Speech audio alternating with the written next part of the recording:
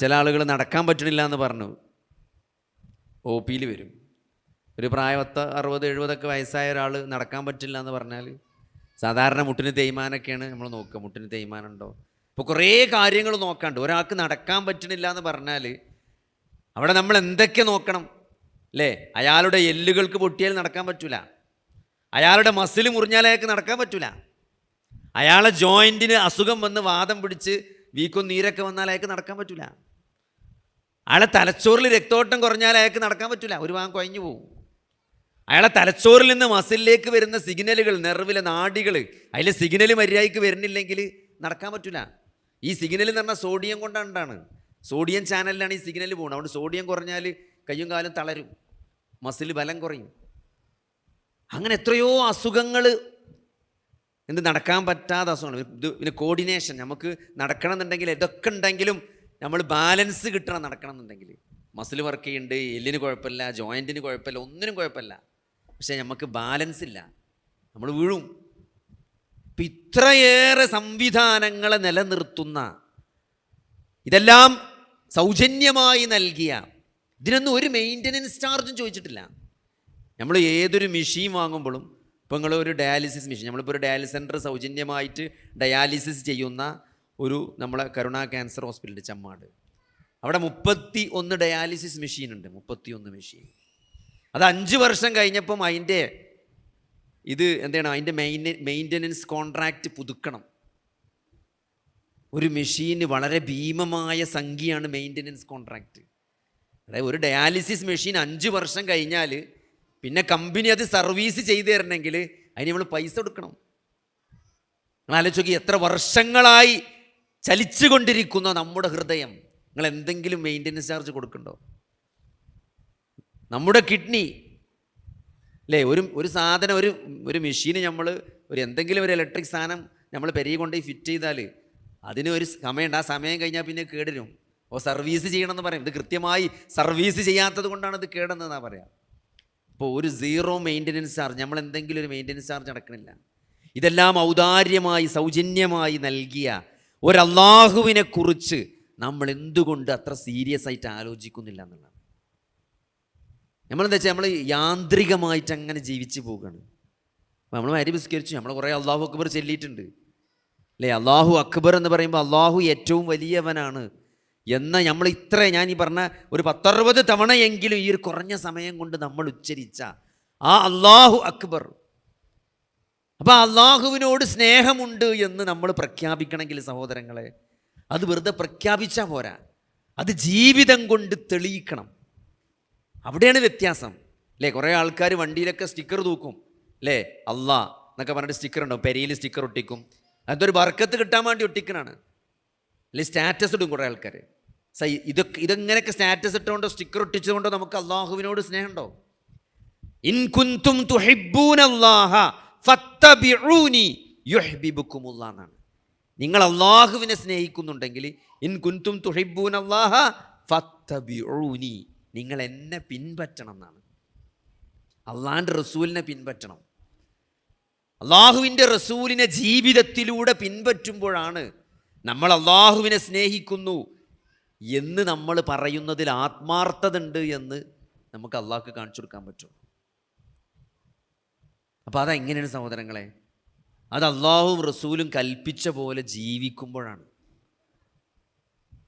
അള്ളാഹുവിൻ്റെയും റസൂലിൻ്റെയും അധ്യാപനങ്ങളെ പഠിക്കുകയും മനസ്സിലാക്കുകയും അതനുസരിച്ച് നമ്മൾ ജീവിക്കുകയും ചെയ്യുമ്പോഴാണ് നമ്മൾ അള്ളാഹുവിനെ സ്നേഹിക്കുന്നു, ആ അള്ളാഹുവിൻ്റെ സ്നേഹം നമ്മൾ ആസ്വദിക്കുക. ആ ഒരു സ്റ്റേജിൽ നമുക്ക് എത്താൻ പറ്റേണ്ടതുണ്ട് അല്ലേ? നമ്മളെത്ര നിസ്കരിച്ചു, നമ്മളെത്ര നോമ്പ് നോറ്റു, നമ്മളെത്ര ദിക്ർ ചൊല്ലി, എത്ര ഖുർആൻ ഓതി, ഇതൊക്കെ ചെയ്യുന്നതിലൂടെ ഒരു മഹാസൃഷ്ടികർത്താവിനെ, ഈ പ്രപഞ്ചത്തെ മുഴുവൻ സൃഷ്ടിച്ച് സംവിധാനിക്കുന്ന ഒരാൾ മുസ്ലിമാകുക എന്ന് പറയുമ്പോൾ തന്നെ എന്താണ്? മുസ്ലിമായി ഇപ്പോൾ ഒരാളിപ്പോൾ ഈ ഒരു സെക്കൻഡിൽ മുസ്ലിമായി കഴിഞ്ഞാൽ, ഇപ്പോൾ ഇശാ ബാങ്ക് വിളിച്ചിട്ടില്ലെങ്കിൽ മഗ്രിബ് നമസ്കാരം അയാൾക്ക് നിർബന്ധമാണ്. മഗ്രിബ് നമസ്കാരം ഒരാളെ സംബന്ധിച്ചിടത്തോളം ഇപ്പം മുസ്ലിമായി കഴിഞ്ഞാൽ ഇശാ ബാങ്കിൻ്റെ മുമ്പാണ് അയാൾ മുസ്ലിമായതെങ്കിൽ അയാളുടെ മേൽ മഗ്രിബ് നിർബന്ധമായി. അയാൾക്കറിയുന്ന രൂപത്തിൽ അയാൾ നമസ്കരിക്കണം. ഫാത്തിഹ ഓതാൻ അറിയില്ലെങ്കിൽ പണ്ഡിതന്മാർ പറഞ്ഞ എന്താണ്? എന്താണോ അള്ളാഹുവിനെ പറ്റി അറിയുന്നത് ഓർത്തുകൊണ്ടെങ്കിലും അയാൾ നിസ്കരിക്കണം എന്നാണ്. ഫാത്തിഹ പഠിച്ചിട്ടില്ലെങ്കിലും നിസ്കാരത്തിന് എക്സ്ക്യൂസ് ഇല്ല, അത്രയും നിർബന്ധമാണ് അല്ലേ. അപ്പോൾ ഒരാൾ എങ്ങനെ അള്ളാഹുവിനെ, ഞങ്ങൾ ആലോചിച്ച്, അള്ളാഹു ആരാണ്, ഒരു മിനിമം അറിയും. അള്ളാഹു ആരാണ്, എൻ്റെ റബ്ബ് ആരാണ്. നമ്മൾ റബ്ബിനെയാണ് നമ്മൾ ഇഷ്ടപ്പെടേണ്ടത്. ഞാൻ ഇവിടെ മനഃപൂർവ്വം അള്ളാഹു എന്നതിന് പകരം റബ്ബിനെയാണ് എനിക്കിഷ്ടം എന്ന് നമ്മൾ പറയുമ്പോൾ റബ്ബ് ആരാണ്, റബ്ബ് ആരാണ്. നമ്മളിപ്പോൾ ഇന്ന് നേരം വെളുത്താരെ നമ്മൾ നമസ്കാരത്തിലൂടെ ഓതിയ ഫാത്തിഹ, സൂറത്തുൽ ഫാത്തിഹയുടെ തുടക്കത്തിൽ അൽഹംദുലില്ലാഹി റബ്ബിൽ ആലമീൻ. നിങ്ങൾ ആലോചിക്കുക, എത്ര അൽഹംദുലില്ലാഹി റബ്ബിൽ ആലമീൻ ഈ ഒരു സമയമാകുമ്പോഴേക്കും നമ്മൾ ചൊല്ലിയിട്ടുണ്ട് അല്ലേ. സുബൈക്ക് ചൊല്ലി, ളുഹറിന് ചൊല്ലി, അസറിന് ചൊല്ലി, മഗ്രിബിന് ചൊല്ലി, അതിൻ്റെ സുന്നത്തിൽ ചൊല്ലി, ഓരോ റക്അത്തിലും ഫാത്തിഹ ഉണ്ട്. അതിലൊക്കെ നമ്മൾ അൽഹംദുലില്ലാഹി റബ്ബിൽ ആലമീൻ ചൊല്ലി. സർവ്വലോകങ്ങളുടെയും രക്ഷിതാവായ റബ്ബായ റബ്ബുൽ ആലമീനായ അള്ളാഹുവിനാകുന്നു സ്തുതി സർവവും, നിരുപാധികമായിട്ടാണ്. ഈ അള്ളാഹു ചെയ്തു തന്ന സകല അനുഗ്രഹങ്ങൾക്കും അല്ലേ, നമ്മൾ ഈ ശ്വസിച്ച അന്തരീക്ഷ വായുവിൽ നിന്നെടുത്ത ഓക്സിജൻ ഒരു ബില്ല് നമ്മൾ അടച്ചിട്ടില്ല. കോവിഡിൻ്റെ സമയത്തൊക്കെ ഓക്സിജൻ്റെ വില നമുക്ക് മനസ്സിലായി. സിലിണ്ടറിന് വേണ്ടി ആളുകൾ വരിക്കുന്നു അല്ലേ. അക്കൗണ്ടിലെ മുഴുവൻ പണവും നൽകാമെന്ന് ആൾക്കാർ പറഞ്ഞത്. അക്കൗണ്ടിലെ മുഴുവൻ പണവും നൽകിയാലും ഓക്സിജൻ സിലിണ്ടർ കിട്ടാത്തൊരു സമയം ഉണ്ടായിരുന്നു കോവിഡ് വന്നപ്പോൾ. അന്ന് എന്തൊക്കെ ആൾക്കാർ പറഞ്ഞു, അതൊക്കെ ആൾക്കാർ മറന്നുപോയി. ഇത്രയും അല്ലേ. ഈ ഓക്സിജൻ ഇടുന്നുണ്ടാണ് ഈ എന്താണ്, മരങ്ങൾ ഫോട്ടോസിന്തസിസിലൂടെ പുറത്തുവിടുന്നതാണ് ഓക്സിജൻ. കാർബൺ ഡൈ ഓക്സൈഡ് എടുക്കുകയും ഓക്സിജൻ പുറത്തുവിടുകയും ചെയ്യുന്നത് ഈ മരങ്ങളാണ്. ഈ പ്രപഞ്ചത്തെ മുഴുവൻ സൃഷ്ടിച്ച് സംവിധാനിച്ച ആ റബ്ബുൽ ആലമീനായ അള്ളാഹു സുബ്ഹാനഹു വ തആലയുടെ വലിയ അനുഗ്രഹങ്ങളാണ് ഇതൊക്കെ. ആ അള്ളാഹുവിനെ നമ്മൾ കളിച്ചു, ഈ റബ്ബുൽ ആലമീൻ നമ്മൾ ഉച്ചരിക്കുമ്പോഴും ആ അള്ളാഹുവിനെ പറ്റി അള്ളാഹു അടുത്ത ആയത്തുകളിലൂടെ ആ അള്ളാഹു ആരാണെന്ന് ഒരു മിനിമം അറിവ്, പടച്ചവൻ ആരാണ് എന്ന ഒരു ബേസിക് അടിസ്ഥാനപരമായ ഏതൊരു മനുഷ്യനും വളരെ ലളിതമായി മനസ്സിലാകുന്ന രൂപത്തിൽ പടച്ചവൻ നമ്മളെ പഠിപ്പിക്കുന്നുണ്ട്. അത് നിരന്തരം നമ്മൾ ഉരുവിട്ടുകൊണ്ടിരിക്കുകയാണ്. അൽഹംദുലില്ലാഹി റബ്ബിൽ ആലമീൻ, സർവ്വലോകങ്ങളുടെയും രക്ഷിതാവായ അള്ളാഹു സുബ്ഹാനഹു വ തആല. അവൻ ആരാണ്? അർ-റഹ്മാനിർ റഹീം. അവൻ റഹ്മാനും റഹീമുമാണ് എന്നാണ്. അള്ളാഹുവിൻ്റെ കാരുണ്യമാണത്. അള്ളാഹുവിൻ്റെ കാരുണ്യം സകല വസ്തുക്കളിലും നിറഞ്ഞു നിൽക്കുന്ന റബ്ബ് സുബ്ഹാനഹു വ തആലയുടെ കാരുണ്യം അതൊരാൾക്ക് കണക്കാക്കാൻ പറ്റാത്തതാണ് അല്ലേ. നമുക്ക് മനസ്സിലാകുന്നതും മനസ്സിലാകാത്തതുമായ, നമ്മളിപ്പോൾ ഈ ലോകത്ത് നമ്മൾ അനുഭവിക്കുന്നതുണ്ട്, അനുഭവിക്കാത്തതുണ്ട്, കാണുന്നതുണ്ട്, കാണാത്തതുണ്ട്, മനസ്സിലാക്കിയതുണ്ട്, മനസ്സിലാക്കാത്തതുണ്ട്. ഓരോ ജീവജാലങ്ങളുടെ ഉള്ളിലുള്ളത്, പുറത്തുള്ളത്, അവ തമ്മിൽ കാണിക്കുന്ന ഈ വലിയ ഈ കാരുണ്യം മുഴുവൻ അള്ളാഹുവിൻ്റെ കാരുണ്യമാണ്. അത് 100 വിഭജിച്ചാൽ അതിൽ 99% മാത്രമാണ് ഈ ലോകത്ത് നമ്മൾ പ്രത്യക്ഷവും പരോക്ഷവുമായി കണ്ടതും കാണാത്തതുമായ സകല കാരുണ്യവും ആ 1% വരുള്ളൂ എന്നാണ്. ബാക്കി 99% കാരുണ്യവും അള്ളാഹു നാളെ പരലോകത്ത് തൻ്റെ വിശ്വാസികളായ അടിമകൾക്ക് വേണ്ടി മാറ്റിവെച്ചിട്ടുണ്ടെന്നാണ്. അതാണ് റഹീം എന്ന് പറഞ്ഞാൽ. റഹ്മാൻ എന്ന് പറഞ്ഞല്ലേ അല്ലേ. നിരപരാധികളായ കുട്ടികളെ, ആശുപത്രിയിലെ രോഗികളെയൊക്കെ ഇസ്രായേലുകാർ ഗസയിൽ ബോംബിട്ട് കൊല്ലുമ്പോൾ അതിലെവിടെയാണ് അള്ളാഹുവിൻ്റെ കാരുണ്യമെന്ന് ചോദിക്കുന്ന ആളുകളുണ്ട് അല്ലേ. ചെറിയ കുരുന്നുകളെ, എത്രയോ കുട്ടികളെയാണ് ഇസ്രായേലിയർ എന്ത് ചെയ്തത്? ബോംബിട്ടത്, ആശുപത്രിയിൽ ബോംബിട്ടത്. ഇതൊന്നും ഒരു ലോകത്ത് ഒരു യുദ്ധ നിയമങ്ങളിലും ചെയ്യാൻ പാടില്ലാത്ത കാര്യമാണ്. സ്ത്രീകളെയും കുട്ടികളെയും ബോംബിടുക എന്നുള്ളത്, ആശുപത്രികൾ തകർക്കുക എന്നുള്ളത്, സകല പരിധികളും ലംഘിച്ചുകൊണ്ട് അവർ ചെയ്യുമ്പോൾ സഹോദരങ്ങളെ, അവിടെ എവിടെയാണ് അള്ളാഹുവിൻ്റെ കാരുണ്യമെന്ന് ചോദിക്കുന്നവരുണ്ട്. ഈ ജീവിതം ഇവിടെ അവസാനിക്കുന്നതല്ല, മരണത്തോടുകൂടി തുടങ്ങുന്നതാണ് യഥാർത്ഥ ജീവിതമെന്നത്. അവിടെ ഏറ്റവും ഉന്നതമായ ദറജ ആർക്കാണ്? അള്ളാഹുവിൻ്റെ മാർഗത്തിൽ ഷഹീദായ ആളുകൾക്കാണ്. നമ്മളെന്താ പറയുക, നമ്മളെപ്പോഴും ഒരു ചെറിയ ഫ്രെയിമിൽ നിന്നുകൊണ്ടാണ് നമ്മൾ ചിന്തിക്കുന്നത് അല്ലേ. ജനിക്കുന്നു, നമ്മൾ കുറച്ചു കാലം ജീവിക്കുന്നു, മരിക്കുന്നു. സഹോദരങ്ങളെ, അതല്ല ജീവിതം. ആ മരണത്തിന് ശേഷം ആരംഭിക്കാനിരിക്കുന്നതാണ് ജീവിതം. ആ ജീവിതത്തിൽ പിന്നെ മരണമില്ല. ആ ജീവിതത്തിൽ അത് കാലാകാലമുള്ള ജീവിതമാണ്. അവിടെ സുഖമാണോ ദുഃഖമാണോ, അവിടെ രക്ഷയാണോ ശിക്ഷയാണോ എന്ന് തീരുമാനിക്കാനുള്ള ഒരു പരീക്ഷണത്തിൻ്റെ ചെറിയ ഒരു ഇടത്താവളം മാത്രമാണ് ഈ ദുനിയാവ് എന്ന ഏറ്റവും ശരിയായ തിരിച്ചറിവ്. അത് നമ്മൾ കൃത്യമായിട്ട് മനസ്സിലാക്കിയിട്ടില്ലെങ്കിൽ ഈ ജീവിതത്തിൻ്റെ ലക്ഷ്യം മനസ്സിലാക്കുന്നിടത്ത് നമ്മൾ തെറ്റിപ്പോകും. അതാണ് എല്ലാവർക്കും പറ്റുന്ന മിസ്റ്റേക്ക് അല്ലേ? നമ്മൾ വിചാരിച്ചത് ഇവിടെ പ്രയാസം ഉണ്ടായാൽ, ഇവിടെ ദുഃഖമുണ്ടായാൽ, സഹോദരങ്ങളെ, ഇത് ദുഃഖത്തിനുള്ള സ്ഥലമാണ്, ഇത് പ്രയാസത്തിനുള്ള വേദിയാണ്, ഇത് പരീക്ഷണത്തിൻ്റെ ലോകമാണ്. ഒരു സമ്പൂർണമായ സൗഖ്യം, സമ്പൂർണമായ മാനസികവും ശാരീരികവുമായ ഒരു സൗഖ്യം അത് കിട്ടുന്ന ഒരു ലോകമല്ല ദുനിയാവ് അല്ലേ? ദുനിയാവ് എന്ന് പറഞ്ഞ വാക്കിന് തന്നെ ധനാ യദ്നു എന്നുള്ള അറബി പദത്തിൽ നിന്നാണ് ദുനിയാവ് ഉണ്ടായത്. ധന എന്ന് പറഞ്ഞാൽ താഴെ വന്നു, അടുത്തു വന്നു എന്നാണ്. ഏറ്റവും താഴ്ന്നു നിൽക്കുന്ന ലോകമാണ്, ഏറ്റവും ലോ ക്വാളിറ്റി ആയിട്ടുള്ള ഒരു ലോകമാണ് ഈ ദുനിയാവ് എന്ന് പറയുന്നത്. ഇത് പരീക്ഷണത്തിൻ്റെ വേദിയാണ്.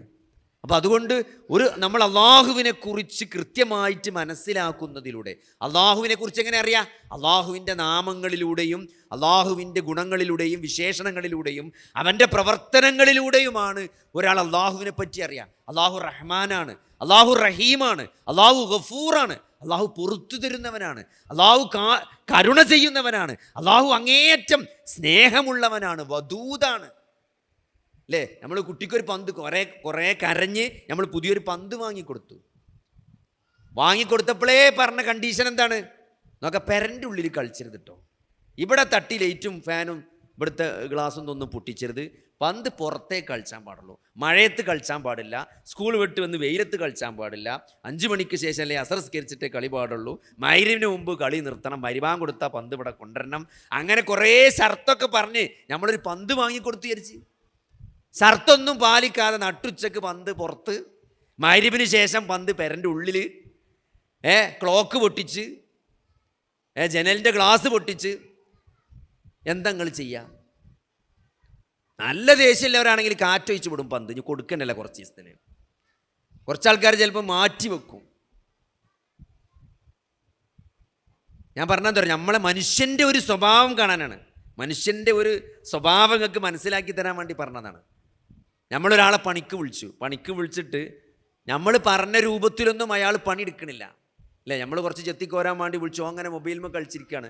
നമ്മൾ നോക്കുമ്പോൾ നേരത്തിന് സമയത്തിന് ഭക്ഷണം ഓന് കൊടുക്കണം, 10 മണിക്ക് ചായ, ഉച്ചക്ക് ചോറ്, ഓൻ്റെ ഒരു ഉറക്കം, മൊബൈൽ കളിയൊക്കെ ഉണ്ട്. എടുത്ത പണി നോക്കുമ്പോൾ വളരെ കുറവാണ്. നമ്മൾ വിചാരിച്ചൊരു 3 ദിവസം കൊണ്ട് തീരുന്നതാണ്.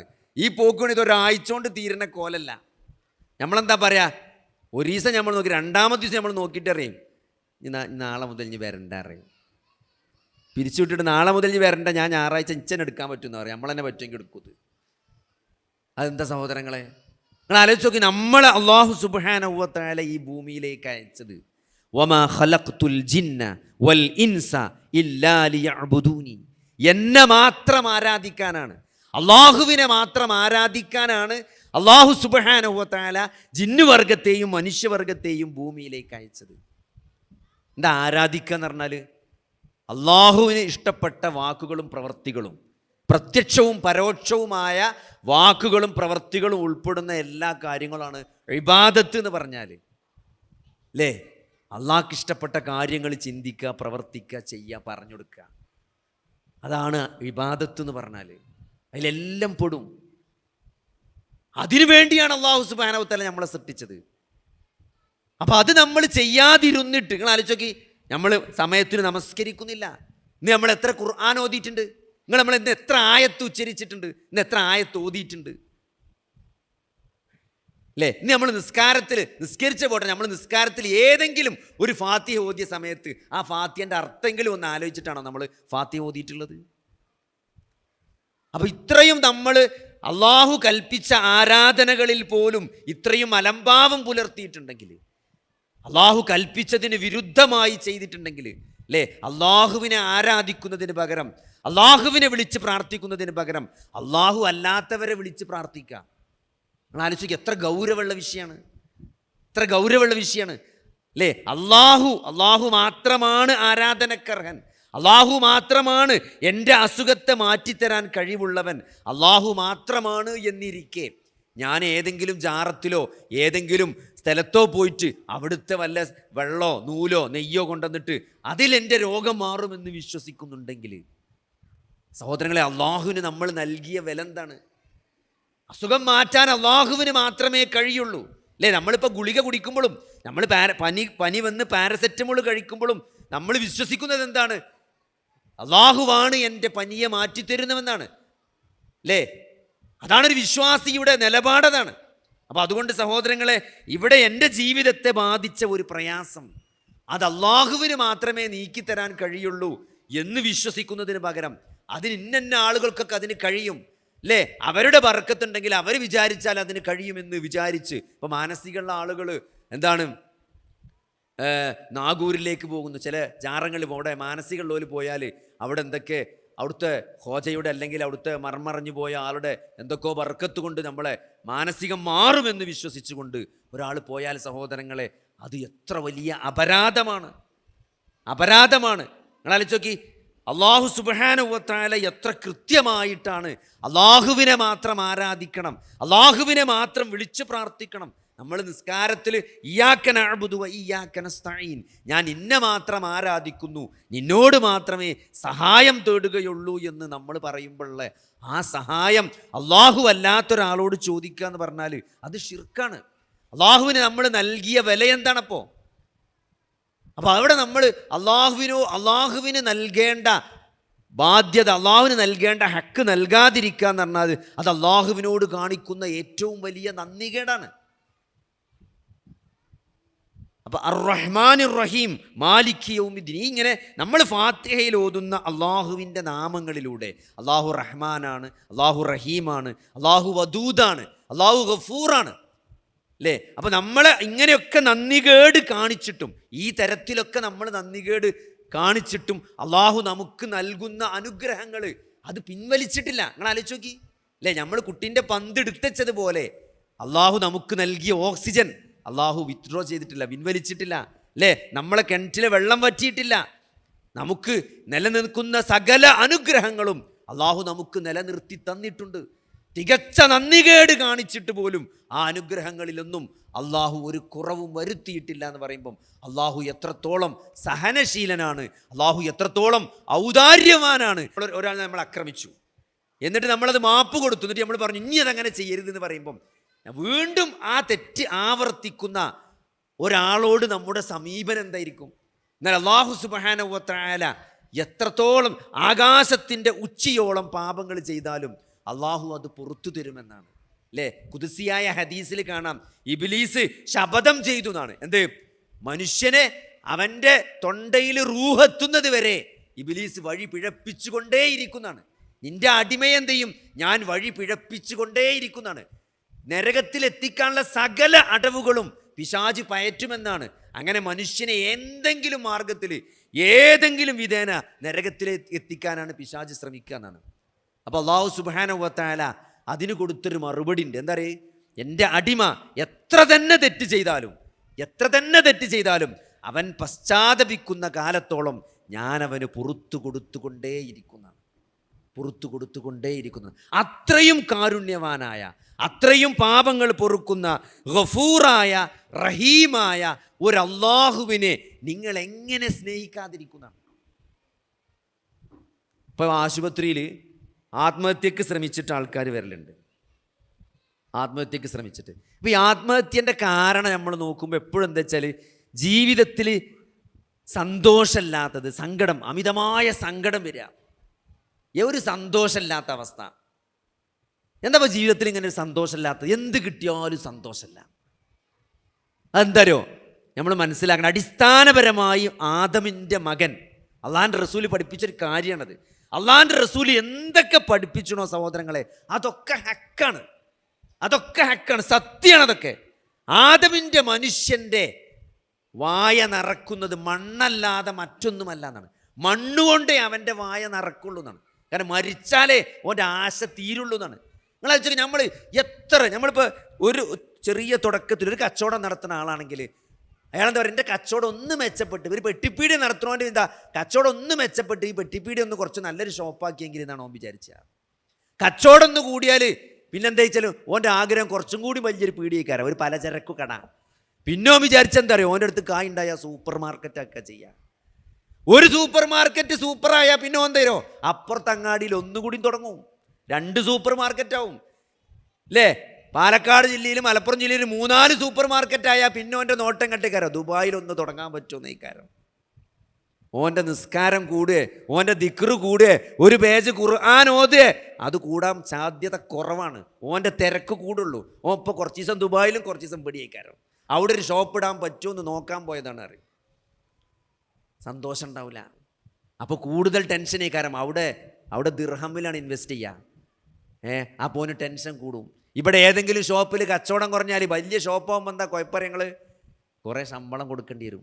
കച്ചവടം നടന്നിട്ടില്ലെങ്കിൽ ആഫീസ് പൂട്ടും. പഴയ പെട്ടിപ്പീടിയല്ലത്, പഴയ പെട്ടിപ്പീടിയല്ല. ആൾക്കാർക്ക് ശമ്പളം കൊടുക്കാണ്ട് 1-ാം തീയതി മരുവാരിക്ക് വരുമാനം അല്ലെങ്കിൽ ഇത് പൂട്ടിപ്പോവും. ഓൻ്റെ ടെൻഷൻ കൂടും. ഓൻ ഡെയിലി ചോദിക്കും, എന്താ ഇതേവരെ പെട്ടിപ്പീടിയിൽ കണക്ക് വരെ നോക്കാത്ത ആളേക്കാരം ഡെയിലി നോക്കുന്നുണ്ടാവും. എന്താ അവിടുത്തെ ഷോപ്പിൽ നിന്ന് എന്ത് കുറവാണല്ലോ, എന്താ കാരണം? 4 ആളെ പിടിച്ച് ചീത്തറയിൽ അല്ലേ? ഓൻ്റെ നിസ്കാരത്തിൽ തെക്കുബീറട്ടിയാൽ പിന്നെ ചിന്ത തൈക്കാരം, എന്താ ഇപ്പം അവിടെ അങ്ങനെ കച്ചവടം കുറയണ്, ഇവിടെ എന്താ അങ്ങനെ? സഹോദരങ്ങൾ, ഞാൻ പറഞ്ഞാരോ, ഇതൊരിക്കലും തീരൂല, ഒരിക്കലും തീരൂല. അപ്പം ഞാൻ എൻ്റെ അനുഭവം എന്ന് പറയണേ, എനിക്ക് 2000 ഉറുപ്യ 2500 ഉറുപ്യ മാസം കിട്ടിയ ഒരു കാലഘട്ടം ഉണ്ട് ജീവിതത്തിൽ. പൈസ കൂടിയോ സന്തോഷം കുറയും. ഇത് അടിസ്ഥാനപരമായ പ്രശ്നം എത്ര കിട്ടുന്നു എന്നതല്ല, നമ്മൾ എത്ര നേടി ഈ ദുനിയാവിൽ എത്ര നേടുന്നു എന്നതല്ല പ്രശ്നം. നിങ്ങൾ ഉള്ളതിൽ സംതൃപ്തയാണോ എന്നുള്ളത്, ഉള്ളതിൽ നിങ്ങൾ സംതൃപ്തരാണോ എന്നുള്ളതാണ്. അത് വല്ലാത്തൊരു പോയിന്റാണ്. അതുകൊണ്ടാണ് അല്ലാഹുവിൻ്റെ റസൂൽ പറഞ്ഞത്, നമ്മളെ മനുഷ്യൻ്റെ എന്താണ് വായ നിറക്കണമെങ്കിൽ ഒരു സ്വർണത്തിൻ്റെ മല കാണിച്ചു കൊടുത്താൽ ആദമിൻ്റെ മകൻ എന്താ ചോദിക്കാറ്, നിങ്ങൾ അടുത്ത മല ഉടേന്ന്, അടുത്ത മല ഉടേ. ഒരു കഥ പറയുന്നുണ്ട്, ഏറ്റവും ഒരു രാജാവ് ചോദിക്കുന്നുണ്ട്, ഈ നാട്ടിലെ ഏറ്റവും സമാധാനത്തിൽ ജീവിക്കണ മനുഷ്യൻ ആരാന്ന് പറയാൻ പറയും. അങ്ങനെ മന്ത്രി കാണിച്ചു കൊടുക്കുക, ഇയാളാണ് ഇന്ന പെരിയിൽ ഇന്ന സ്ഥലത്ത് ഒരാളുണ്ട്, അയാളാണ് നമ്മളെ നാട്ടിൽ കണ്ടിയിൽ ഏറ്റവും സമാധാനമുള്ള മനുഷ്യൻ. എന്നാൽ ഓൻ്റെ പെരൻ്റെ മുമ്പിൽ കൊണ്ടുപോയിട്ട് സുബൈക്ക് പുറത്തിറങ്ങുമ്പം ഒരു 99 സ്വർണ്ണ നാണയത്തിൻ്റെ ഒരു കിജ് കൊണ്ടിടാൻ പറയും. അങ്ങനെ വാതിൽ തുറന്നൊരു സുബൈക്ക് തന്നെ ഇറങ്ങുമ്പോൾ ഓന് ഒരു സ്വർണ്ണ നാണയത്തിൻ്റെ എണ്ണി വെക്കും, 99. ഒന്ന് കുറവുണ്ടല്ലോ. ആരാപ്പം എടുത്തത്? ഇപ്പം ആരോ കണ്ടുകണല്ലോ, ഇതിനാരോ ഒന്ന് എടുത്ത് ബാക്കി അവിടെ വെച്ചതാണല്ലോ. ഒരാഴ്ച കഴിഞ്ഞിട്ട് രാജാവ് പോയി നോക്കാൻ പറയും, ഓൻ്റെ അവസ്ഥ എന്താണ്? ഓനെ കാണാൻ വെച്ചാന്നാണ്, ഉറങ്ങിയിട്ടുമില്ല, ഓനി ഒന്ന് തിരഞ്ഞെടുക്കണ്. അതാണ് സഹോദരങ്ങളെ ദുന്യാവ് എന്ന് പറഞ്ഞാൽ. നമുക്ക് തോന്നും 10 കിട്ടിയാൽ നമ്മൾ പ്രശ്നം തീരുന്നു. ഇല്ല, അപ്പം നമുക്ക് 100 മാണ്ടി വരും. കാരണം 10 ഉള്ളോ 100ൻ്റെ കളിയാണ് കളിച്ച, 100 കിട്ടിയോ 1000ൻ്റെ കളിയാണ് കളിച്ച. അപ്പോൾ ഓനെ ഷോർട്ടേക്കാരം, എപ്പോഴും ഷോർട്ടിലാണ് വണ്ടി ഓടുക. അടുത്തച്ച് കണ്ട് സമാധാനത്തിൽ പോകുന്നുണ്ടാവില്ല. അപ്പം അതുകൊണ്ട് നമ്മളെ ആറ്റിറ്റ്യൂഡ് മാറണം, നിലപാട് മാറണം, ഉള്ളതിൽ സംതൃപ്തി വരണം അല്ലേ? പണ്ട് ഒരു സുഹൃത്ത് പറഞ്ഞാണ്, ഡൈവോഴ്സ് ആയിക്കാണ്ട് തിരിച്ചു പോണ്. അതായത് ഓനും പെണ്ണുങ്ങളും എങ്ങനെയായിട്ടും അഡ്ജസ്റ്റ് ചെയ്ത് പോണില്ല. അവസാനം ഇത് 2ആകാൻ തീരുമാനിച്ച് പെണ്ണുങ്ങളെ പെരീക്ക് ചർച്ചയ്ക്ക് പോയി. ഇനി ഇതെങ്ങനെയായാലും ഒന്നായിട്ട് പോകില്ല, അത് ഒഴിവാക്കി തന്നാളി എന്നാ പെണ്ണ്. ഇപ്പം അങ്ങനെയാണ് പുതിയ ട്രെൻഡ്, ഒഴിവാക്കി തന്നാളി. അന്നങ്ങിയാ പറയും ഒഴിവാക്കി തന്നാളി. കാരണം സ്വന്തമായിട്ടൊരു ഗൂഗിൾ പേയും ഒരു ഇൻസ്റ്റാഗ്രാം അക്കൗണ്ട് ഉണ്ടെങ്കിൽ സ്വന്തം ജീവിക്കുക എന്നുള്ളതാണ് ഇപ്പം എല്ലാവരും വിചാരം. ഒരു ചെറിയ വരുമാനം, ഒരു ഗൂഗിൾ പേ അക്കൗണ്ട് ഉണ്ടെങ്കിൽ, ഇൻസ്റ്റാഗ്രാമിലൊരു അക്കൗണ്ട് ഉണ്ടെങ്കിൽ എന്ത് ചെയ്യുക, ഇനിയിപ്പോൾ ആരും ആവശ്യമില്ല, അതുകൊണ്ട് ഒഴിവാക്കി തന്നാളി. അപ്പോൾ മൂപ്പര് ഒഴിവാക്കാൻ വേണ്ടി പെരീക്ക് പോയത്, പെണ്ണുങ്ങളെ പെരീക്ക് പോയി ചർച്ച നടന്ന് ഒഴിവാക്കി. മൂപ്പര് വലിയ വണ്ടി ഉണ്ട്, 2.5 കോടിൻ്റെ കാറിൽ വരികയാണ് സാധു, ഒറ്റയ്ക്ക് ഡ്രൈവ് ചെയ്തിട്ട് ഡൈവോഴ്സ് ആക്കിയുണ്ട്.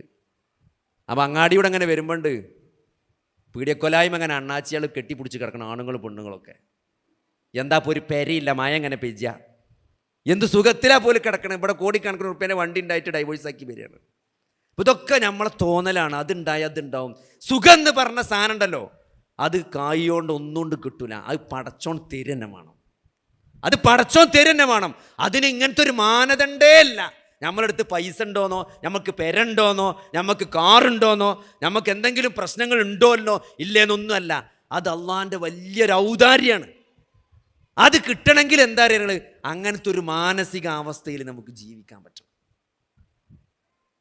അതല്ലാതെ ദുനിയാവിൽ എന്തെങ്കിലും കൂട്ടിക്കിട്ടിയാൽ സമാധാനം കിട്ടും, സുഖം കിട്ടും എന്നാരെങ്കിലും തെറ്റിദ്ധരിച്ചിട്ടുണ്ടെങ്കിൽ സഹോദരങ്ങളെ അത് കിട്ടുമ്പോൾ മനസ്സിലാവും. അതങ്ങനെയാണ്. അത് കിട്ടാതെ ഇങ്ങനെ നിൽക്കുമ്പോൾ തോന്നും ഇത് കിട്ടിയാൽ ശരിയാവും, കിട്ടിയാൽ മനസ്സിലാവും ഇത് ശരിയാവില്ല എന്നുള്ളത്. അപ്പോൾ അതിന് കുറേ വൈകിട്ടുണ്ടാവും. അപ്പോൾ അള്ളാഹും റസൂലും എന്ത് പഠിപ്പിച്ചോ അവിടെ നിൽക്കുക. കാരണം നമ്മളെ പടച്ചത് പടച്ചോനാണ്, ഈ സോഫ്റ്റ്വെയർ ഉണ്ടാക്കിയത് പടച്ചോനാണ്, ഇതിൻ്റെ ഹാർഡ്വെയർ ഡിസൈൻ ചെയ്തത് പടച്ചോനാണ്, നമ്മളെങ്ങനെ ചിന്തിക്കും എന്നറിയണ പടച്ചോനാണ് നമുക്ക് മാർഗദർശനം നൽകിയത്. അതുകൊണ്ട് ഒരു സ്വർണത്തിൻ്റെ മല കിട്ടിയാൽ ആദമിൻ്റെ മകൻ ചോദിക്കുക അടുത്ത മല ഉടേണെന്നാണ്. അടുത്ത മല ഉടേന്നാണ് ചോദിക്കുക. മണ്ണുകൊണ്ടല്ലാതെ ഓൻ്റെ തൊള്ള നറിയില്ല എന്നാണ്. നറിയില്ല സഹോദരങ്ങളെ. അതുകൊണ്ട് നമ്മൾ ഉള്ളതിൽ സംതൃപ്തിയായിട്ട് ജീവിക്കാൻ ശ്രമിക്കുക. അപ്പോൾ സമാധാനം കിട്ടും. ആ സമാധാനം കിട്ടാനുള്ള മാർഗങ്ങളാണ് അള്ളാഹുവും റസൂലും ആകാശലോകത്ത് നിന്ന് വഹിയായിട്ട് അള്ളാഹുവിൻ്റെ റസൂല് 23 വർഷത്തെ സങ്കീർണമായ ജീവിതത്തിലൂടെ നമ്മളെ പഠിപ്പിച്ചത് അല്ലേ. റസൂലുള്ളാഹി സ്വല്ലല്ലാഹു അലൈഹി വസല്ലമ 23 വർഷം നമുക്കിടയിൽ ജീവിച്ചു അല്ലേ. ആ സഹാബത്തിനിടയിൽ ജീവിച്ചു, നമുക്കിടയിലല്ല, സഹാബികൾക്കിടയിലാണ് നബി ജീവിച്ചത്. ആ സഹാബികൾ നബി എങ്ങനെ ഒപ്പിയെടുക്കണം, എന്തിനാണ് അല്ലേ? നബി ചിരിച്ചപ്പം നബി എവിടെ എങ്ങനെ ഏത് രൂപത്തിൽ ചിരിച്ചു എന്ന് അവർ പറഞ്ഞുതരാണ് അല്ലേ. നബി ദേഷ്യപ്പെട്ടു, നബിയുടെ മുഖം ചുവന്നു അല്ലേ. എപ്പോഴാണ് ചുവന്നത്? എപ്പോഴാണ് നബി ദേഷ്യപ്പെട്ടത്? നബി ചിരിച്ചപ്പോൾ എത്ര പല്ല് കണ്ടു അല്ലേ. നബി എപ്പോഴാണ് ചിരിച്ചത്? ഇതൊക്കെ കൃത്യമായിട്ട് അവർ കണ്ടു മനസ്സിലാക്കി അല്ലേ. ഇബ്നു ഉമർ റളിയല്ലാഹു ഇങ്ങനെ നടന്നു പോകുമ്പോൾ ചില സ്ഥലത്തെത്തുമ്പോൾ ചിരിക്കുന്നതാണ്. അപ്പോൾ ആളുകൾ ചോദിക്കും എന്താ ഇബ്നു ഉമർ ഇവിടെ എത്തുമ്പോൾ ചിരിക്കണം? നബി ഇതിലെ കടന്നു പോയപ്പോൾ ഇവിടെ എത്തിയപ്പോൾ ചിരിച്ചിരുന്നു, അതുകൊണ്ടാണ് ഞാനും ചിരിക്കണം. അങ്ങനെ നബി സല്ലല്ലാഹു അലൈഹി വസല്ലമയെ ഒപ്പിയെടുത്ത ആളുകൾ. അന്ന് യൂട്യൂബില്ല, അന്ന് ക്യാമറ അല്ല അല്ലേ. അന്ന് അവർ കണ്ടു, അവരെഴുതി, അവർ പറഞ്ഞുകൊടുത്തു. ആ അടുത്ത തലമുറ താബിഈങ്ങൾക്ക് അവർ പറഞ്ഞു കൊടുത്തു, ഞങ്ങളുടെ നബി ഇങ്ങനെയായിരുന്നു, ഞങ്ങളുടെ നബി ഇങ്ങനെ പറഞ്ഞു, ഞങ്ങളുടെ നബി ഉച്ചത്തിൽ സംസാരിച്ചു, ഞങ്ങളുടെ നബി പതുക്കെ പറഞ്ഞു, ഞങ്ങളുടെ നബി മെല്ലെ നടന്നു, ഞങ്ങളുടെ നബി ഇന്ന സ്ഥലത്തെത്തിയപ്പം അവിടെ നിന്നു, ഇന്ന കാര്യങ്ങൾ ഈ മണലിൽ ഒരു ചിത്രം അല്ലെങ്കിൽ ഒരു വടിയെടുത്ത് ഇങ്ങനെ വരച്ചു, എന്നിട്ട് ഞങ്ങളോട് ഇങ്ങനെ പറഞ്ഞു. അങ്ങനെ ഓരോ കാര്യവും ആലോചിച്ച് നോക്കി. അത് മുഴുവൻ അവർ മനസ്സിലാക്കി, അതവർ ഉൾക്കൊണ്ടു, അതവർ ജീവിച്ചു. അടുത്ത തലമുറകൾക്ക് അവർ പറഞ്ഞു കൊടുത്തു. നിങ്ങൾക്ക് ലോകത്തെ എത്ര മുതലാളിമാരെ അറിയാം? നിങ്ങൾ ലോകത്തെ എത്ര സമ്പന്നരെ പേര് നിങ്ങൾക്ക് പറയാൻ പറ്റും? ഇന്നിപ്പോൾ ഒരു അദാനിൻ്റെ അംബാനിൻ്റെ പേരല്ലാതെ വേറെ ആരെങ്കിലും പേര് നിങ്ങൾക്ക് അറിയോ? നമ്മുടെ നാട്ടിലെ കുറച്ച് മുതലാളിമാരെ പേര് പറയാൻ പറ്റും. ചരിത്രത്തിലെ 4 സമ്പന്നരുടെ പേര് ചോദിച്ചാൽ നമുക്ക് പറയാൻ കിട്ടൂല. കാരണം അങ്ങനെ ഓർമ്മിക്കപ്പെടുന്ന, നമ്മളങ്ങനെ പഠിപ്പിക്കപ്പെടുന്നില്ല, നമ്മളങ്ങനെ വായിക്കുന്നില്ല. എന്നാൽ സഹോദരങ്ങൾ, ഒരു സഹാബിൻ്റെ പേര് പറയാൻ പറഞ്ഞാൽ നമുക്ക് പേര് പറയാൻ കിട്ടും. 4 ഖലീഫമാരെ പേര് പറയും. 5ാമതൊരു സഹാബിൻ്റെ പേര് പറയാൻ പറഞ്ഞാലോ നമുക്ക് അബൂ ഹുറൈറ എന്നാ കിട്ടുക. എന്തുകൊണ്ടാണ് സഹോദരങ്ങളെ, എന്തുകൊണ്ടാണ് ആ പേര് കിട്ടുന്നത്?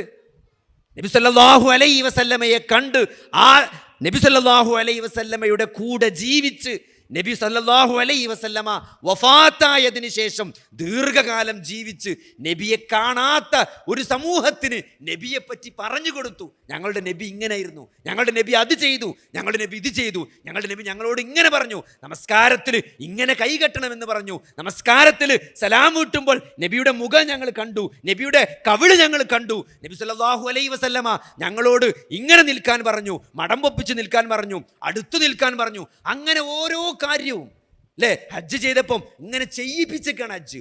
ഓരോ കാര്യവും അത്രയും കൃത്യമായിട്ട് അല്ലാഹുവിൻ്റെ റസൂല് അവർക്ക് പഠിപ്പിച്ചു കൊടുത്തു അല്ലേ. ഏറ്റവും കൂടുതൽ പ്രതിസന്ധികളിലൂടെ കടന്നുപോയ ഒരു പ്രവാചകൻ നബി സല്ലല്ലാഹു അലൈഹി വസല്ലമയുടെ 6 or 7 ആൺകുട്ടികൾ മരിച്ചുപോയി. നിങ്ങൾ ആലോചിച്ച് നോക്കി, 7 ആൺകുട്ടികൾ മരിച്ചുപോയി, അല്ലെങ്കിൽ 6 or 7 കുട്ടികൾ മരിച്ചുപോയ ഒരാളെ പറ്റി ആലോചിച്ച് നോക്കി. ജീവിച്ചിരിക്കുമ്പം തന്നെ സ്വന്തം മക്കളുടെ മയ്യത്ത് നിസ്കരിക്കാന്ന് പറഞ്ഞാൽ, അല്ലെങ്കിൽ സ്വന്തം മക്കളെ ഖബറിലേക്ക് ഇറക്കി വെക്കുക എന്ന് പറഞ്ഞാൽ അത്രയും മാനസികമായ വിഷമുള്ള വേറെ എന്ത് കാര്യമല്ലത് അല്ലേ. ഒരു ദിവസം OP-യിൽ വന്നൊരു ഉമ്മാൻ്റെ കഥ ഞാൻ പറയാറുണ്ട്. മാനസിക വൈകല്യമുള്ള ഒരു മകനെ നോക്കുന്ന ഒരു ഉമ്മ OP-യിൽ വന്നിട്ട്, OP കുറച്ച് വൈകിപ്പോയി, ഞാൻ തിയേറ്ററിൽ നിന്ന് എത്താൻ വേണ്ടി കുറച്ച് വൈകിപ്പോയി. അപ്പോൾ ആ ഉമ്മ എന്താ പറയുക, ഞാൻ വന്നേക്ക് ഉമ്മ ചോദിക്കുകയാണ്, മോനെ എനിക്ക് നിൽക്കാൻ നേരല്ല, ഞാൻ പഴയ മരുന്ന് തന്നെ വാങ്ങി കുടിച്ചാൽ മതിയോ എന്ന് ചോദിച്ചു. അപ്പം എന്താ അത്ര തിരക്കെന്ന് ചോദിച്ചപ്പം എനിക്ക് 35 വയസ്സുള്ള മന്ദബുദ്ധിയുള്ളൊരു മോനുണ്ട്, അവനെ ഞാൻ അലോക്കക്കാരെ ഏൽപ്പിച്ചിട്ട് പോന്നതാണ്, കുറേ സമയമായി, ഓനെ നോക്കാൻ കഴിയില്ല, ഞാൻ വേഗം പോട്ടെ എന്നാണ്. അപ്പം മരുന്ന് കൊടുത്ത് എഴുതി കൊടുത്ത് ഉമ്മാനെ പറഞ്ഞേക്കും. ഞാൻ വെറുതെ ഉമ്മാനോട് ചോദിച്ചാണ്, മങ്ങളെ ഏറ്റവും വലിയ ആഗ്രഹം എന്താ ജീവിതത്തിലെന്ന്? അടച്ചു 35 വയസ്സുള്ള ഒരു മാനസിക വൈകല്യമുള്ള മന്ദബുദ്ധിയുള്ള ഒരു കുട്ടിയെ പരിചരിച്ച ഒരു മാതാവ് എത്ര കല്യാണത്തിന് അമ്മ പോയിട്ടുണ്ടാവും, എത്ര തക്കാരത്തിന് അമ്മ പോയിട്ടുണ്ടാവും. ആ അമ്മാൻ്റെ ഏറ്റവും വലിയ ആഗ്രഹം എന്താ പറയുക? എൻ്റെ മകൻ മരിച്ചിട്ട് ഞാൻ മരിച്ചാൽ മതി എന്നാണ്. എൻ്റെ മകൻ മരിച്ചിട്ട് ഞാൻ മരിച്ചാൽ മതി എന്നാണ് ആ അമ്മാൻ്റെ ഏറ്റവും വലിയ ആഗ്രഹം. സഹോദരങ്ങളെ, ആര് പ്രതിഫലം നൽകും ഇതിന്? ആര് പ്രതിഫലം നൽകും ആ ഉമ്മ ചെയ്ത കർമ്മത്തിന്? അപ്പം അതുകൊണ്ട് സഹോദരങ്ങളെ, നമ്മൾ തിരിച്ചറിയണം. ജീവിതത്തിന് വലിയൊരു ലക്ഷ്യമുണ്ട് അല്ലേ? ഒരു പ്രയാസങ്ങൾ, എത്ര വലിയ പ്രയാസം നമ്മൾ ജീവിതത്തിൽ അനുഭവിക്കുമ്പോഴും ആ പ്രയാസമെല്ലാം ഈ പ്രയാസങ്ങൾ നൽകിയ അള്ളാഹു ഇതെല്ലാം അറിയുന്നുണ്ട് എന്നുള്ളത് അല്ലേ? ഇതെല്ലാം അറിയുന്നുണ്ട് എന്നുള്ളത് ആലോചിക്കുക. ആ ഉമ്മാൻ്റെ പോലും ആഗ്രഹം ആ മകൻ മരിക്കണം എന്നാണ്. മീൻസ് മരിച്ചിട്ട് ഞാൻ ആ മകൻ കഷ്ടപ്പെടരുത് എന്നുള്ള ആ അമ്മാൻ്റെ ഒരു മാനസികാവസ്ഥ. സാധാരണഗതിയിൽ ഏതൊരു മനുഷ്യനും ആഗ്രഹിക്കുന്നതാണ്, ഞാൻ മരിച്ചിട്ട് എൻ്റെ മക്കൾ മരിച്ചാൽ പാടും. കാരണം ഒരു മകനെ മകളെയൊക്കെ നമ്മൾ കൊണ്ടുപോയി മയ്യത്ത് സ്കരിക്കുക അല്ലെങ്കിൽ കബറിലേക്ക് ഇറക്കി പറഞ്ഞാൽ അതൊരാൾക്കും ആലോചിക്കാൻ പറ്റാത്ത കാര്യമാണ്. നബി സല്ലല്ലാഹു അലൈഹി വസല്ലമ അത്രയും കുട്ടികൾ നബി സല്ലല്ലാഹു അലൈഹി വസല്ലമ ജീവിച്ചിരിക്കുമ്പോൾ വഫാത്തായി എന്നാണ്. ആ മാനസിക സംഘർഷത്തിലൂടെ കടന്നുപോയ ആ പ്രവാചകനെ കുറിച്ച് നിങ്ങളൊന്ന് ആലോചിച്ച് നോക്കി അല്ലേ? ആളുകൾ കളിയാക്കിയതാണ്, മുഹമ്മദ് വാലറ്റവനാണെന്ന് അവിടെ മക്കയിലെ ആളുകൾ കളിയാക്കി. എന്തുകൊണ്ട്? ജനിക്കുന്ന ആൺകുട്ടികൾ 6-7 ആൺകുട്ടികൾ മരിക്കുക, ബാക്കി പെൺകുട്ടി മാത്രം ബാക്കിയായപ്പം അവർ കളിയാക്കി വാലറ്റവൻ എന്ന്. നോക്കി, ആരാണ് സഹോദരങ്ങളെ ഇപ്പൊ വാലറ്റവൻ? ആരാണ് വാലറ്റവൻ? ഇന്നാ അഅ്തൈനാകൽ കൗസർ ഫസല്ലി ലിറബ്ബിക വൻഹർ ഇന്ന ശാനിഅക ഹുവൽ അബ്തർ. അല്ലാഹു സമാധാനിപ്പിച്ചുകൊണ്ട് അല്ലാഹു സുബ്ഹാനഹു വ തആല ആയത്തിറക്കി. അവരാണ് വാലറ്റവർ അല്ലേ? നബി സല്ലല്ലാഹു അലൈഹി വസല്ലമയെ വാലറ്റവരെന്ന് വിളിച്ച് കളിയാക്കിയവരാണ് വാലറ്റ് പോയവർ. ആ പ്രവാചകൻ ഇന്ന് ലോകത്തെ ഏറ്റവും കൂടുതൽ ആളുകൾ ഓർമ്മിക്കുന്ന, ലോകത്തിൽ ഏറ്റവും കൂടുതൽ ആളുകൾ അനുധാവനം ചെയ്യുന്ന, സ്നേഹിക്കുന്ന ഒരു നേതാവായി അള്ളാഹു മാറ്റി എന്നുള്ളതാണ്. അതാണ് അള്ളാഹു സുബ്ഹാനഹു വ തആല പ്രവാചകന് നൽകിയ ആദരവാണത്. അപ്പം അതുകൊണ്ട് സഹോദരങ്ങളെ, നമ്മൾ അള്ളാഹുവിനെ സ്നേഹിക്കുമ്പം, അള്ളാഹുവിൻ്റെ റസൂലിനെ സ്നേഹിക്കുമ്പം, ആ റസൂലിനെ സ്നേഹിച്ച, ആ റസൂലിൻ്റെ കൂടെ ജീവിച്ച് ആ റസൂലിൻ്റെ ജീവിതം നമുക്ക് പകർന്നു നൽകിയ സഹാബത്തുണ്ട്, താബിഈങ്ങളുണ്ട്. ആ പ്രവാചകൻ ജീവിച്ച അതേപോലെ ജീവിക്കാൻ, ആ പ്രവാചകൻ്റെ ആ കൽപ്പിച്ച കാര്യങ്ങൾ ജീവിതത്തിൽ അനുഷ്ഠിക്കുമ്പോഴാണ് നമ്മൾ അള്ളാഹുവിനെ സ്നേഹിക്കുന്നുണ്ട് എന്ന് നമുക്ക് പറയാൻ സാധിക്കാം. അപ്പൊ സഹോദരങ്ങളെ, അപ്പൊ ലിപ്സ്റ്റിക് ഇടാൻ പറ്റൂല അല്ലേ? പുറത്തേക്ക് ഇറങ്ങി പോകുമ്പം അല്ലേ, അന്യ പുരുഷന്മാർക്കിടയിലേക്ക് കടന്നു പോകുന്ന ഒരു സ്ത്രീയെ സംബന്ധിച്ചിടത്തോളം അപ്പൊ ലിപ്സ്റ്റിക് ഇടാൻ പറ്റൂല.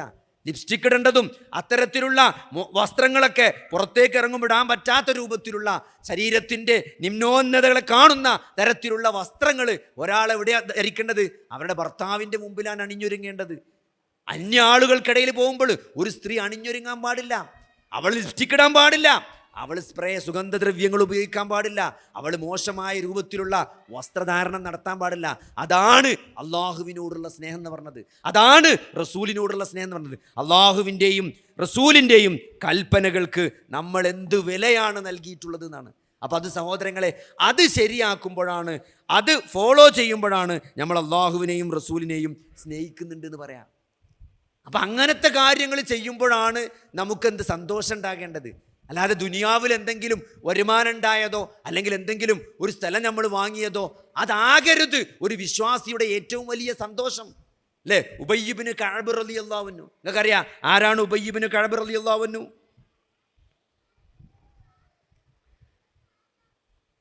നബി സല്ലല്ലാഹു അലൈഹി വസല്ലമ ഖുർആൻ നിങ്ങൾ പഠിക്കണമെന്ന് പറഞ്ഞ 4 സഹാബികളിൽ ഒരാളാണ് ഉബയ്യ് ഇബ്നു കഅബ് റളിയല്ലാഹു അൻഹു. അദ്ദേഹത്തെക്കുറിച്ച് ഇമാം ബുഖാരി ഉദ്ധരിക്കുന്ന ഒരു ഹദീസ് ഉണ്ട്. അദ്ദേഹത്തെ നബി സല്ലല്ലാഹു അലൈഹി വസല്ലമ ഒരിക്കൽ കാണുമ്പം ചോദിക്കുന്നുണ്ട്, ഇന്നല്ലാഹ അമറനി അൻ അഖറഅ അലൈക ലം യകുനിൽ ലദീന കഫറൂ മിൻ അഹ്ലിൽ കിതാബ്.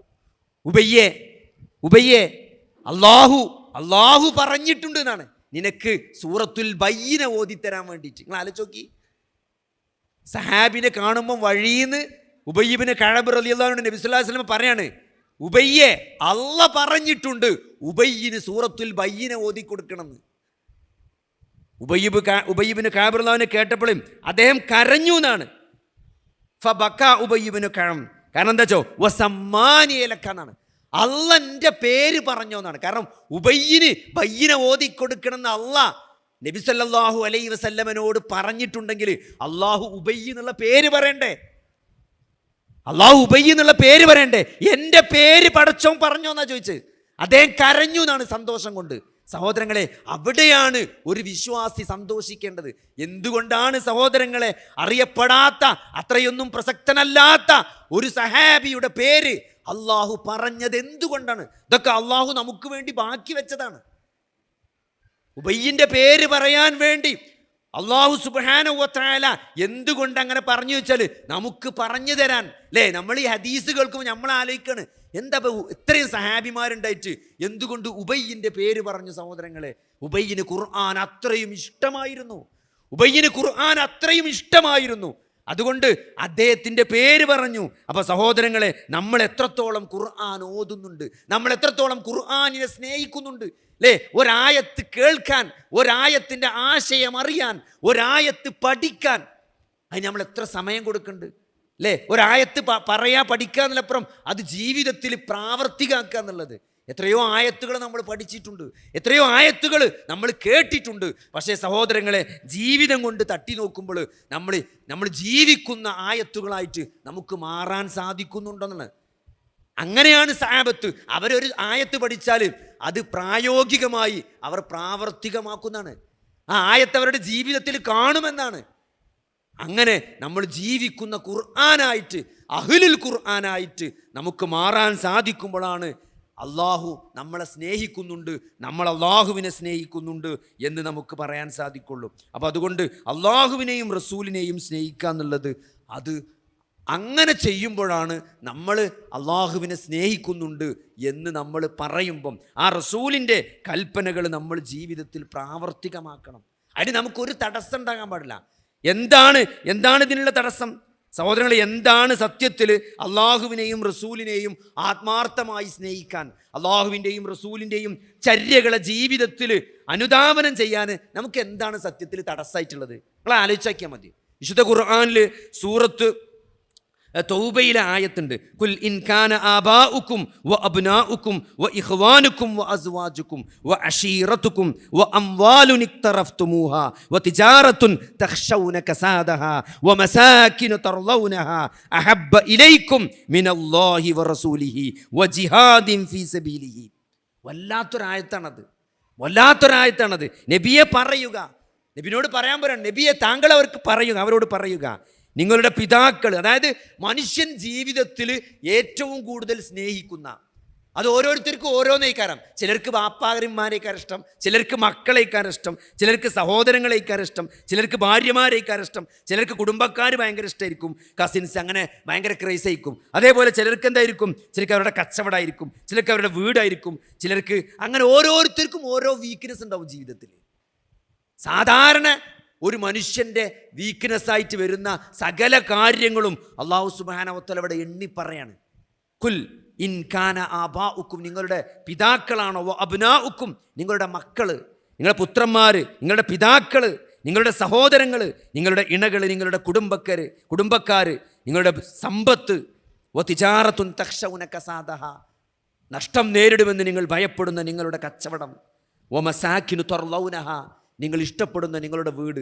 ചില ആൾക്കാരോട് ചോദിച്ചാൽ പറയും, എൻ്റെ വീട്ടിൽ കണ്ട് എത്തിയാൽ മതി എന്നാ പറയാം. ആ ഒരു സമാധാനമാണ്. അത് ചില ആൾക്കാർ ക്രേസാണ്, ആ വീട് എന്നാണ്, ആ വീട് വിട്ട് ഞാൻ എങ്ങോട്ടില്ല എന്നറിയും. കാരണം അതൊരു സമാധാനമാണ്. അത് എത്ര സൗകര്യക്കുറവുണ്ടെങ്കിലും നമ്മളെ സ്വന്തം പേരിൽ അല്ലേ. സാധാരണ പറയാം എന്താ വെച്ചാൽ, നമ്മൾ കല്യാണം കഴിച്ചുകൊണ്ടെന്ന് ഒരു 4-5 കൊല്ലം കഴിഞ്ഞാൽ പെണ്ണുങ്ങൾ പറയാൻ തുടങ്ങും, വീട് വേണ്ടേ എന്ന്. കാരണം എന്താ അറിയോ, അതൊരു സുരക്ഷിതത്വമാണ്. സ്വന്തമായിട്ടൊരു വീടുണ്ടാകുക എന്ന് പറഞ്ഞാൽ അതെത്ര വലുതാണെന്നൊന്നുമില്ല. നമ്മളെ പേരിൽ ഒരു 5 സെൻറ്റിൽ ഒരു മഴയുള്ളാത്തൊരു സ്ഥലം ഉണ്ടായാൽ മതി. അത് വല്ലാത്തൊരു സമാധാനമാണ്. മനുഷ്യൻ്റെ ഒരു സ്വഭാവമാണത്. അതാണ് മസാക്കിനു തർളൗനഹ, നിങ്ങൾ ഇഷ്ടപ്പെടുന്ന നിങ്ങളുടെ ഭവനങ്ങൾ.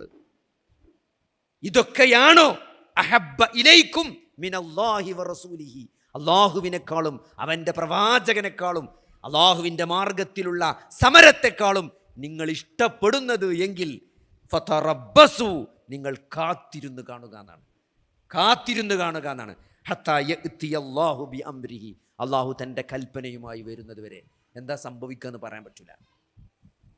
അപ്പം അതുകൊണ്ട് സഹോദരങ്ങളെ, ഇതൊരു പരീക്ഷണം തന്നെയാണ്. നമ്മൾ ഈ ദുനിയാവുക്ക് വന്നത് ഒരു പരീക്ഷണത്തിനാണ് എന്ന് നമ്മൾ അടിസ്ഥാനപരമായിട്ട് മനസ്സിലാക്കണം. ഇവിടെ സുഖിക്കാൻ വന്നതല്ല, ഇവിടെ കഷ്ടപ്പെടാൻ വന്നതാണ്. ഇവിടെ എത്ര കഷ്ടപ്പെടുന്നുണ്ടോ അതിനനുസരിച്ചായിരിക്കും നാളെ പരലോകത്തുള്ള സുഖം, നാളെ പരലോകത്തുള്ള എളുപ്പം, നാളെ പരലോകത്തുള്ള അള്ളാഹുവിൻ്റെ പ്രതിഫലം. നിങ്ങൾ ആലോചിച്ച് നോക്കി, ഒരു നമ്മളെ ബാധിക്കുന്ന ഒരു ചെറിയ പനി അല്ലേ, ഒരു ചെറിയ വേദന അതിന് പ്രതിഫലം നൽകും. ഒരു ചെറിയ വേദനക്കും ഒരു പനിക്ക് പോലും പാപങ്ങൾ പൊറുക്കുമെങ്കിൽ, നമ്മുടെ ദറജകൾ ഉയർത്തുമെങ്കിൽ അല്ലേ, നമ്മളെ പാപങ്ങൾ പുറത്തു തരിക, നമ്മളെ ദറജകൾ ഉയർത്തുക അല്ലേ, നമുക്ക് ഷഹീദിൻ്റെ കൂലി തരിക. നിങ്ങൾ ആലോചിച്ച് നോക്കി, ഒരു ഷഹീദാകുക എന്ന് പറഞ്ഞാൽ എന്താണ്? അത് ചില്ലറ കാര്യമല്ല. മരണത്തെ വകവെക്കാതെ യുദ്ധത്തിലേക്ക് പോകുക എന്നാണ് അല്ലേ. ബങ്കറിൽ ഒളിച്ചു നിൽക്കുന്ന യുദ്ധമല്ല അന്നത്തെ കാലത്തുണ്ടായിരുന്നു. അന്നത്തെ യുദ്ധം എന്ന് പറഞ്ഞാൽ നേരെ അങ്ങോട്ട് മുമ്പേക്ക് ചെല്ലലാണ്.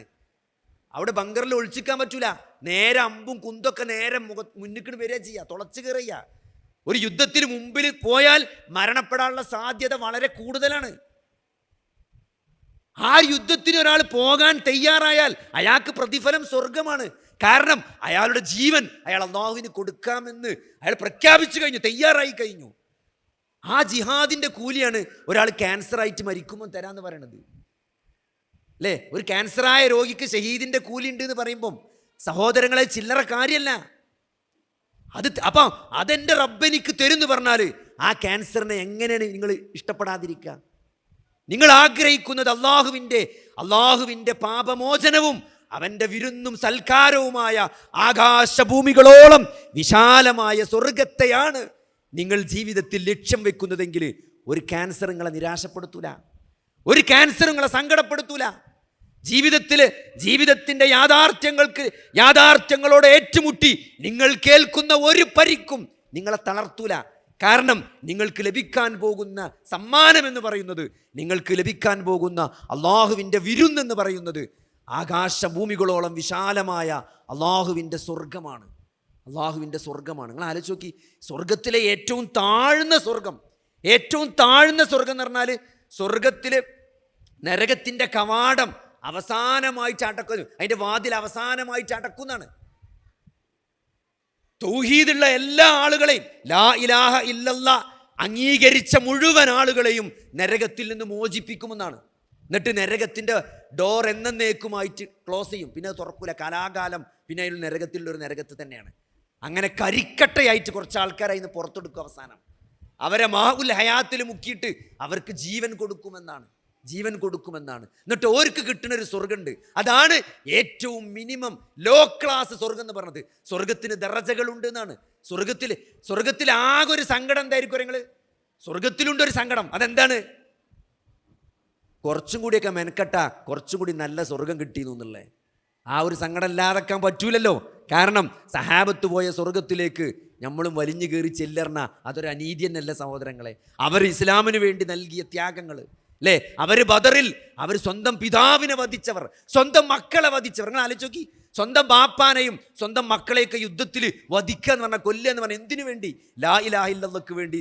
അങ്ങനെ ചെയ്തവർ എന്ന് പറഞ്ഞാൽ അവർ ചെയ്ത ത്യാഗം, അതിന് നൽകുന്ന പ്രതിഫലം ഒരുപക്ഷെ നമുക്ക് കിട്ടിക്കോണമെന്നില്ല സഹോദരങ്ങളെ. അതുകൊണ്ട് ആ സ്വർഗത്തിന് ദറജുണ്ട് എന്നാണ്. സ്വർഗത്തിന് ദറജുണ്ട്. ആ സ്വർഗത്തിൽ ഏറ്റവും താഴ്ന്ന സ്വർഗം കിട്ടാൻ പോകുന്ന ആളുകളുണ്ട്. നരകത്തിൽ നിന്ന് ഏറ്റവും അവസാനമായി മോചിപ്പിച്ച ലാ ഇലാഹ ഇല്ലല്ലാഹ് അംഗീകരിച്ച ആളുകളുണ്ട്. അവർക്ക് നൽകുന്ന സ്വർഗമുണ്ട്. അത് ഈ ദുനിയാവും അതിൻ്റെ സകല സൗകര്യങ്ങളെക്കാൾ 10 മടങ്ങിനേക്കാൾ ഉണ്ടാവുന്നതാണ്. 10 മടങ്ങിനേക്കാൾ. നിങ്ങൾ ആലോചിച്ച് നോക്കി, ഈ ദുനിയാവിൻ്റെ ആഡംബരങ്ങളും ഈ ദുനിയാവിൻ്റെ സൗകര്യങ്ങളും എത്രയാണ് അല്ലേ. എന്താണ് ഇപ്പോൾ കോട്ടക്ക ചങ്കുവെട്ടി ആ കണ്ണായൊരു സ്ഥലമുണ്ട്. ഞാൻ ഇപ്പോൾ കഴിഞ്ഞ ദിവസം കേട്ടത് കണ്ണായൊരു സ്ഥലം. അവിടെ ഒരു സെൻറ്റിന് 1.25 കോടി. അത്ര ഒരു സെൻറ്റിന് 1.25 കോടി. ആലോചിക്കാൻ പറ്റുമോ? ഒരു 100 സെൻറ്റ് സ്ഥലമുള്ള ആൾക്ക് എത്ര കാരം പൈസ? അപ്പം അങ്ങനെ നിങ്ങൾ ഈ ഭൂമിക്കൊരു വിലട്ടോക്കി. ഒരു കോട്ടക്കൽ മാത്രമാണ് ഈ ഭൂമിയിലുള്ളത് അല്ലേ. ബാംഗ്ലൂർ MG റോഡുണ്ട്, എറണാകുളത്ത് MG റോഡുണ്ട്. ഇവിടെയൊക്കെ എത്ര സെന്റിന് വില? ആകാശഭൂമികളോളം വിശാലമായ അള്ളാഹുവിൻ്റെ സ്വർഗം. ആ സ്വർഗമാണ് പ്രതിഫലം എന്നറിയുമ്പം ജീവിതത്തിൽ ബാധിക്കുന്ന ദുരന്തങ്ങൾക്ക് നേരെ നമ്മൾ എങ്ങനെ വിഷമിക്കേണ്ട ആവശ്യം എന്താണ്? അല്ലേ ഒരു പ്രയാസം വരുമ്പം അതിന് അള്ളാഹു നൽകുന്ന പ്രതിഫലം. ഒരു ക്യാൻസർ വന്നു, ഷഹീദിന്റെ കൂലിയാണ്. ഒരു കുട്ടി മരിച്ചു, നിങ്ങൾ ആലോചിക്കുക, അപകടത്തിൽ ഒരു കുട്ടി മരിച്ചു, അൽഹംദുലില്ലാ ഇന്നാ ലില്ലാഹി വ ഇന്നാ ഇലൈഹി റാജിഊൻ എന്ന് ആ മരണവാർത്ത കേൾക്കുമ്പോൾ അള്ളാഹുവിൻ്റെ അലംഘനീയമായ വിധിയിൽ ആശ്വസിക്കാൻ, അള്ളാഹുവിനോട് നന്ദി കാണിക്കാൻ, അള്ളാഹുവിലേക്ക് ഖേദിച്ച് മടങ്ങാൻ സാധിക്കുന്ന, അൽഹംദുലില്ലാ ഇന്നാ ലില്ലാഹി വ ഇന്നാ ഇലൈഹി റാജിഊൻ എന്ന് പ്രഖ്യാപിക്കാൻ കഴിയുന്ന ഒരാൾക്ക്, മനസ്സിൻ്റെ ഉള്ളിൽ നിന്ന് അങ്ങനെ പറയാൻ കഴിയുന്ന ഒരാൾക്ക് അള്ളാഹു സ്വർഗത്തിലൊരു വീട് നൽകുമെന്നാണ്.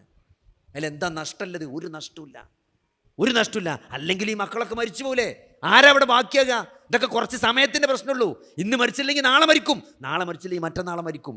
മരിക്കാതിരിക്കുമെങ്കിൽ അതിലൊക്കെ കാര്യം ഉണ്ടായിരുന്നു. പക്ഷേ എല്ലാവരും മരിക്കും. ആരെങ്കിലും മരിക്കാതിരുന്നുവെങ്കിൽ അള്ളാഹുവിൻ്റെ റസൂൽ മരിക്കാതിരിക്കുമായിരുന്നു. അങ്ങനെ സംഭവിച്ചിട്ടില്ല സഹോദരങ്ങളെ. അതുകൊണ്ട് എല്ലാവരും മരിക്കും. കുല്ലു മൻ അലൈഹാ ഫാൻ വയബ്ഖാ വജ്ഹു റബ്ബിക ദിൽ ജലാലി വൽ ഇക്റാം. അള്ളാഹുവിൻ്റെ വജ്ഹ് മാത്രം ബാക്കിയും, എല്ലാവരും മരിച്ചു പോകും. അതുകൊണ്ട് സഹോദരങ്ങളെ, ഇത് മരിക്കാനുള്ളതാണ് ഈ ശരീരം, ഇത് നശിക്കാനുള്ളതാണ് ഈ ദുനിയാവ്. ഇതൊരു പരീക്ഷണം. ഒരു കുറച്ച് സമയത്തേക്ക് നമ്മളെ അള്ളാഹു ഈ ഭൂമിയിലേക്ക് അയച്ചത് ഒരു പരീക്ഷണത്തിന് വേണ്ടി മാത്രമാണ്. അത് തിരിച്ചറിയാന്നുള്ളതാണ് സഹോദരങ്ങളെ, അത് തിരിച്ചറിയാന്നുള്ളതാണ് ഈ ജീവിതത്തിലെ ഓരോ ചെറിയ ചെറിയ സംഭവങ്ങളും നമ്മളെ ഓർമ്മപ്പെടുത്തേണ്ടത്. അതാണ് ഒരു പത്രം വായിക്കുമ്പോഴും ഓരോ വാർത്തകൾ കേൾക്കുമ്പോഴും നമ്മൾ മനസ്സിലാക്കേണ്ട പോയിന്റ് അതാണ്. ഞാൻ തിരിച്ചു പോകേണ്ടവനാണല്ലോ. നിങ്ങൾ ആലോചിച്ച് നോക്കി, ഇന്ന് ഈ ഒരു സമയത്ത് ഈ ക്ലാസ് കഴിഞ്ഞ് പോണീൻ്റെ മുമ്പ്, അല്ലെങ്കിൽ ഈ ക്ലാസ് കഴിഞ്ഞ് നമ്മൾ വീട്ടിലെത്തുന്നതിൻ്റെ മുമ്പ് നമ്മൾ മരിച്ചു പോവുകയാണെങ്കിൽ നമ്മളെ അവസ്ഥ എന്തായിരിക്കുന്നു? നാളെ രാവിലെ സുബഹി നമസ്കരിക്കാൻ നമ്മളില്ല എങ്കിൽ നമ്മളെ അവസ്ഥ എന്തായിരിക്കും?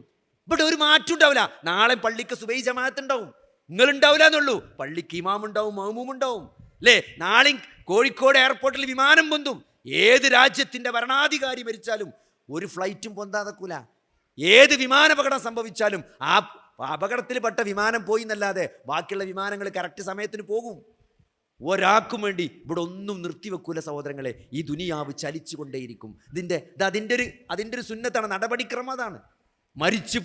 മരിച്ചു പിരിഞ്ഞ നമുക്ക് മാത്രമാണ് നഷ്ടം. ഇത് നമ്മളെപ്പോഴും ആലോചിക്കേണ്ട ഒരു പോയിന്റാണ്. ആൾക്കാർ നേരെ തിരിച്ചാണ് ആലോചിക്കുക. ഞാൻ മരിച്ച എൻ്റെ കുട്ടികൾ എന്താ ചെയ്യുക, ഞാൻ മരിച്ച എൻ്റെ പെണ്ണുങ്ങൾ എന്താ കാട്ടുക? അതൊക്കെ ഒരു തോന്നൽ മാത്രമാണ്. നമ്മളെ നാട്ടിൽ നമ്മൾ സഹായം കൊടുക്കാൻ വേണ്ടി പോകും. ഓരോ പെരീക്ക് സഹായം കൊടുക്കാൻ വേണ്ടി പോകുമല്ലോ. അപ്പോൾ എപ്പോഴും എത്തിയും കുട്ടികളല്ലേ പെരീക്കാണ് കൊണ്ടുപോയി കൊടുക്കുക. അപ്പോൾ ഒരു പെരീക്ക് 3-4 കിറ്റൊക്കെ ഉണ്ട്, നോമ്പിൻ്റെ കിറ്റും പൈസയും കുറേ ഡ്രസ്സും ഒക്കെ കൊണ്ടുപോയി കൊടുക്കുകയാണ്. അപ്പോൾ അതിൻ്റെ അപ്പുറത്ത് ഒരു പെരിയിലൊരു ഉമ്മ അങ്ങനെ പുറത്തിറങ്ങി നിൽക്കുന്നുണ്ട്. ഉമ്മാക്ക് വല്ലതും കിട്ടുമോ നോക്കണം. അവിടെ അങ്ങനെ കൊടുക്കുമ്പോൾ ഉമ്മാനെ കണ്ടാൽ ചിലപ്പോൾ ചിലരുണ്ടല്ലോ കാണുമ്പോൾ കൊടുക്കല്, നമ്മ അത് പിടിച്ചോളി പറഞ്ഞുകൊണ്ട്. അപ്പോൾ ഇതിപ്പോൾ നമ്മൾ കണക്കായിട്ട് കൊണ്ടുവരാണ്, ഇത് കൊടുക്കാനല്ല നമ്മളടുത്ത്. അപ്പം ഉമ്മ പറഞ്ഞൊരു ഡയലോഗ് ഉണ്ട്, അങ്ങനെ മനസ്സിൽ കൊത്തി വെച്ചോളി എല്ലാവരും. ആ അമ്മ പറയണേ, ഇവിടെ ഒരു തന്തണ്ട്, ഒരു പണിക്കും പോവില്ല, അയാൾ ഇവിടെ കുത്തിറക്കണോണ്ട് ഞങ്ങൾക്കൊത്തും കിട്ടണമില്ല, അയാൾ മരിച്ചാൽ 4 കിറ്റെങ്കിലും കൊണ്ടുവന്ന് നീന്നു ആൾക്കാരെന്ന്. അതുകൊണ്ട് സഹോദരങ്ങളെ, നമ്മൾ മരിച്ചാൽ ചിലപ്പം നമ്മൾ വിചാരിച്ചതിനേക്കാൾ മെച്ചത്തിലേക്കാരം നമ്മളെ മക്കളും പെണ്ണുങ്ങളൊക്കെ. നമ്മളൊരു തോന്നലാണ് നമ്മളിവിടെ അങ്ങനെ ഉള്ളതുകൊണ്ടാണ് ഇവരൊക്കെ അങ്ങനെ നിന്ന് പോണത്. അങ്ങനെ ഒരു വിചാരം വേണ്ട. മരിച്ചു നമ്മൾ നല്ലോണം ആലോചിച്ചോളൂ. നമ്മൾ ഒറ്റ പോയിന്റ് ആലോചിച്ചാൽ മതി. മരിച്ചാൽ നമ്മളവസ്ഥ എന്തേക്കാരം? ഓലവസ്ഥ അല്ല, നമ്മളവസ്ഥ കബറിൽ എന്തായിരിക്കും? ആലോചിച്ച് നോക്കി, ആ കബറിൽ ഇങ്ങനെ കിടക്കണത് പിന്നെ എന്തിനാണ്? വല്ലാത്തൊരു അവസ്ഥ. നിങ്ങൾ വെറുതെ ഒന്ന് ആലോചിച്ച് നോക്കിയാൽ മതി. ഇപ്പം നമ്മൾ മരിച്ച് നമ്മൾ ആ കബറിൽ ഇങ്ങനെ കിടക്കണേ, പിന്നെ എന്തിനാണ് ആ കബറിൽ കിടക്കണേ? പ്രത്യേകിച്ച് ഒന്നും ചെയ്യാനല്ല. ഒരു കിയാമത്ത് നാൾ വരാണ്ട്, ആ കിയാമത്ത് നാളിന് കാത്തിങ്ങനെ കിടക്കുകയാണ്. ഒരു വിചാരണ വരാണ്ട്, ആ വിചാരണയിൽ എൻ്റെ ഏട് വരും. ആ ഏടിൽ എന്തൊക്കെയുള്ളത് നമ്മക്കെന്നെ അറിയാം. നമ്മൾ ചെയ്ത് കൂട്ടിയത് മുഴുവൻ നമുക്കറിയാം. ആ നമ്മൾ ചെയ്ത് കൂട്ടിയതിൻ്റെ വിചാരണ തടവുകാരനായിട്ട് ആ കബറിൽ ഇങ്ങനെ കിടക്കുകയാണ്. ഇത് പടച്ചോന്ന് പുറത്തെടുത്തൊന്ന് പരിശോധിക്കാണ്ട്, അത് മാത്രമേ ഇനി ബാക്കിയുള്ളൂ. ഒരു സുബ്ഹാനല്ലാഹ് ചെല്ലാനുള്ള വകുപ്പിഞ്ഞില്ല, ഒരു 2 റക്അത്ത് സുന്നത്ത് നിസ്കരിക്കാൻ ഗ്യാപ്പില്ല, ഒരായത്തോതാനുള്ള ഗ്യാപ്പിഞ്ഞില്ല. ഓതിയിട്ട് കാര്യമല്ല, ഓതാൻ പറ്റൂല. നബി സല്ലല്ലാഹു അലൈഹി വസല്ലമ ഒരു കബറിൻ്റെ വക്കിലൂടെ അങ്ങനെ നടന്നു പോവുക, കബർസ്ഥാനൂടെ. നിങ്ങളെ കബർസ്ഥാനൂടെ നടന്നു പോകുന്ന അവസ്ഥ ആലോചിച്ച് നോക്കി. അപ്പോൾ നല്ല പുതിയ കബർ കണ്ടാൽ വേഗം മനസ്സിലാവും. അവിടെ കുറച്ചും ഒരു നനവുണ്ടാവും, പുതിയ മണ്ണിൻ്റെ അടയാളം ഉണ്ടാവും, അവിടുത്തെ ചെടി എന്തൊക്കെ ഒന്ന് അലങ്കോലായി കിടക്കുന്നുണ്ടാവും. അത് കണ്ടാൽ മനസ്സിലാവും ഇത് പുതിയ കബറാണ്. ഒരു പുതിയ ദുഫിന ഹദീസ് എന്ന പറഞ്ഞത് റീസെൻ്റായിട്ട് വളരെ റീസെൻ്റായിട്ട് മറവ് ചെയ്യപ്പെട്ട ഒരു ഖബറിൻ്റെ അരികിലൂടെ അള്ളാഹുവിൻ്റെ റസൂൽ സല്ലല്ലാഹു അലൈഹി വസല്ലമ സഹാബത്തുമായിട്ട് കടന്നു പോവുകയാണ്. അപ്പോൾ റസൂൽ ചോദിക്കണ്, ഈ ഖബറാളിപ്പം എന്താണ് ആലോചിക്കണത് നിങ്ങൾക്ക് അറിയോ? ഈ ഖബറാളിപ്പം എന്താണ് ചിന്തിച്ചു കൊണ്ടിരിക്കുന്നത് നിങ്ങൾക്ക് അറിയോ? നിങ്ങൾക്ക് ബാക്കിയുള്ള നിങ്ങളുടെ ദുനിയാവിൽ അയാൾക്ക് ഏറ്റവും പ്രിയപ്പെട്ടത് 2 റക്അത്ത് സുന്നത്ത് നമസ്കരിക്കാനുള്ള സമയമാണ്. നിങ്ങൾ ആലോചിച്ച് നോക്കി, ഒരാളുടെ ദുനിയാവിലെ ജീവിതത്തിൽ ഇനി ബാക്കിയുള്ള ആയുസ്സിൽ ഏറ്റവും പ്രധാനപ്പെട്ടത് എന്താണ്? ആ ഖബറാളി മനസ്സിലാക്കി കുത്തിരിക്കണം. അവിടെ 2 റക്അത്ത് സുന്നത്ത് സ്കരിക്കാനുള്ളതാണ്. എത്ര സമയം സഹോദരങ്ങളെ കഴിഞ്ഞുപോയി. ഒരു 2 റക്അത്ത് സുന്നത്ത് സ്കരിച്ച് എത്ര സമയം വേണം? 2 മിനിറ്റ് മതി അല്ലേ? നമ്മളിങ്ങനെ നോക്കൂലേ, ജമാഅത്തിന് 2 മിനിറ്റും കൂടി ഉണ്ട് ഇഖാമത്ത് കൊടുക്കാൻ. നമ്മൾ സുന്നത്ത് സ്കരിച്ചൂലേ, അത്ര മതി 2 റക്അത്ത് സുന്നത്ത് സ്കരിച്ച 2 മിനിറ്റ്. അതിനാണ് അയാൾ ജീവിതത്തിൽ ഏറ്റവും വിലമതിക്കുന്നത് എന്നയാൾ തിരിച്ചറിഞ്ഞു. അതാരോടാ പറയണത്? ജീവിച്ചിരിക്കുന്ന സഹാബത്തിനോട്. ആ സഹാബത്ത് താബീങ്ങൾക്കും താബീങ്ങൾക്കും പറഞ്ഞു കൊടുത്ത് നമ്മളത് കേട്ടു. എന്തിന് സഹോദരങ്ങളെ? അത് അമലാക്കാൻ വേണ്ടിയിട്ടാണ്, അതിൻ്റെ വില മനസ്സിലാക്കാൻ വേണ്ടിയിട്ടാണ്. അതുകൊണ്ട് ഇതിലൊന്നൊരു കാര്യമില്ല. ഈ ദുനിയാവിൻ്റെ പളവളപ്പിലോ ദുനിയാവ് ആർക്കെങ്കിലും കുറെ കിട്ടി എന്നതുകൊണ്ട് നമ്മൾ നിരാശപ്പെടേണ്ടതില്ല. നമുക്ക് കിട്ടിയില്ല എന്നതുകൊണ്ട് നമ്മൾ നിരാശപ്പെടേണ്ടതില്ല. അതിന് അല്ലാഹു ഒരു വിലയും കൽപ്പിച്ചിട്ടില്ല. ദുനിയാവിനെന്തെങ്കിലും ഒരു വര അള്ളാഹു കൽപ്പിച്ചിരുന്നെങ്കിൽ അള്ളാഹുവിൻ്റെ റസൂല് പട്ടിണി കിടക്കുമായിരുന്നില്ല. അള്ളാഹുവിൻ്റെ റസൂല് ഈത്തപ്പനയുടെ പരിവരുത്ത പായയിൽ ഓലയിൽ കിടന്നുറങ്ങുമായിരുന്നില്ല. അതുകൊണ്ട് സഹോദരങ്ങളെ, അള്ളാഹുവിൻ്റെ റസൂലിൻ്റെ ആ റൂമിലേക്ക് ഉമർ ബിൻ ഖത്താബ് റളിയല്ലാഹു അൻഹു മദീന കാലഘട്ടത്തിലാണ് കടന്നു ചെല്ലുന്നത്, മക്ക കാലഘട്ടത്തിലല്ല. മദീന കാലഘട്ടത്തിൽ റസൂലിൻ്റെ റൂമിലേക്ക് ചെന്നിട്ട് അവിടെ ഒന്നും കാണാനില്ലെന്നാണ്. കുറച്ച് ബാർലി മാത്രമാണ് ആ വീട്ടിലുള്ളതെന്നാണ് പറഞ്ഞത്. പലപ്പോഴും പട്ടിണിയായിരുന്നു എന്നാണ്. 2 ദിവസം തുടർച്ചയായി അവർ വയറ് നിറച്ചുണ്ടിട്ടില്ല എന്നാണ് അല്ലേ? ആലോചിച്ച് ഒരു കറി പോലും കൂട്ടാൻ, ഗോതമ്പിൻ്റെ റൊട്ടിയിലേക്ക് ഒരു കറി കൂട്ടാൻ അവർക്കുണ്ടായിരുന്നില്ല എന്നാണ്. കുളമ്പൊക്കെ തിളപ്പിച്ചിട്ട് അതിൻ്റെ വെള്ളം നീരൊക്കെ ചേർത്തിട്ടാണ് അവർ മാസങ്ങൾ ഉപയോഗിച്ചിരുന്നത് ഹദീസുകളിൽ കാണാൻ പറ്റും സഹോദരങ്ങളെ. അത്രയും ദാരിദ്ര്യത്തിലൂടെ ജീവിച്ച ഒരു പ്രവാചകൻ. ഹന്തക്ക് യുദ്ധത്തിന് കിടങ്ങ് കുഴിക്കുമ്പം സഹാബത്ത് വന്ന് കാണിച്ചു കൊടുക്കുകയാണ്. എന്ത് റസൂലേ, അത്രയും പ്രയാസത്തിലാണ്, പട്ടിണിയിലാണ്. ഓരോരുത്തര് ഡ്രസ്സ് പൊന്തിച്ച് കാണിച്ചു കൊടുക്കുകയാണ്. കല്ല് കെട്ടിയിട്ടാണ് എന്ത് ചെയ്യണത്? കിടങ്ങ് കുത്തുന്നത്. അള്ളാന്റെ റസൂല് സ്വന്തം ഡ്രസ്സ് പൊക്കി കാണിച്ചെടുത്തു. അവിടെ 2 കല്ലാണ് കെട്ടിക്കുന്നത്, 2 കല്ല്. അങ്ങനത്തെ ഒരു പ്രവാചകനെ നിങ്ങൾ എങ്ങനെ സ്നേഹിക്കാതിരിക്കും? നിങ്ങൾ എങ്ങനെ ആ നബിയെ സ്നേഹിക്കാതിരിക്കും? അല്ലേ? യാ ഉമ്മത്തി, എൻ്റെ ഉമ്മത്തെ എന്ന് പറഞ്ഞ് വിലപിച്ച ഒരു പ്രവാചകൻ അല്ലേ? ഇപ്പോൾ നമ്മളിങ്ങനെ തറാവീൻ്റെ റക്അത്തിന്റെ വലിയ ചർച്ച നടക്കണ്ടല്ലോ. തറാവീൻ്റെ റക്അത്ത് 8 ആണോ 23 ആണോ 11 ആണോ? സഹോദരങ്ങളെ, ഹദീസ് പരിശോധിക്കുമ്പം വളരെ വ്യക്തമാണ് എത്രയാണെന്നുള്ളത്. ആ ഹദീസിൽ കാണാൻ പറ്റും. നബി സല്ലല്ലാഹു അലൈഹി വസല്ലമ 2 ദിവസം നിസ്കരിച്ചിട്ട് പിന്നെ 3-ാമത്തെ ദിവസം നബി പള്ളിയിൽ വന്നില്ല എന്നാണ്. എന്തേ വരാഞ്ഞത്?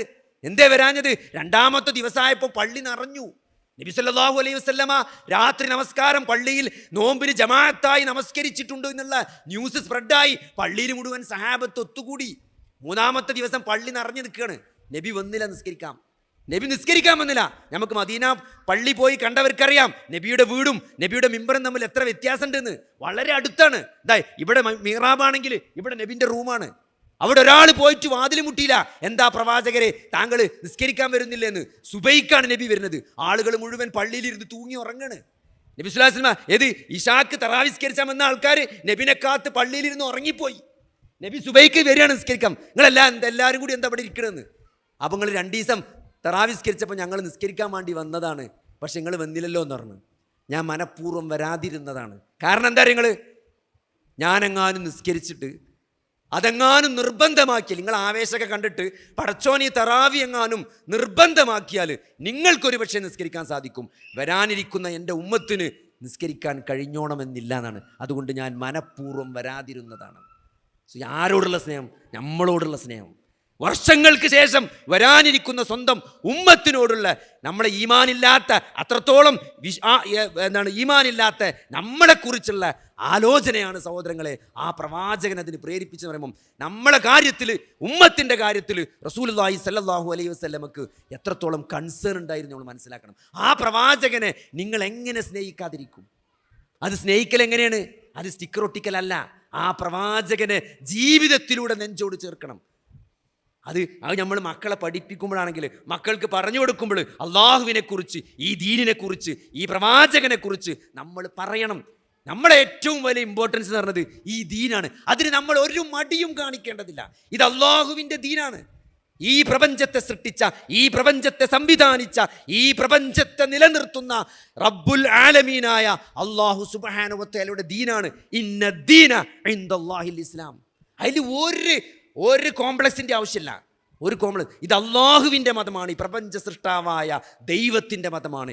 ഈ പ്രപഞ്ചത്തിൻ്റെ സൃഷ്ടാവിനെ മാത്രമേ ആരാധിക്കാവൂ. യാ അയ്യുഹന്നാസ് ഉഅ്ബുദൂ റബ്ബക്കും, നിങ്ങൾ നിങ്ങളുടെ റബ്ബിനെ ആരാധിക്കണം എന്ന ഈ പ്രപഞ്ച സൃഷ്ടാവിൻ്റെ ശാസനയാണ്, ആ മതമാണ് നമ്മൾ സ്വീകരിച്ചിട്ടുള്ളത്. അതാണ് നമ്മൾ ജീവിതത്തിൽ നെഞ്ചോട് ചേർത്ത് വെച്ചിരിക്കുന്നത്.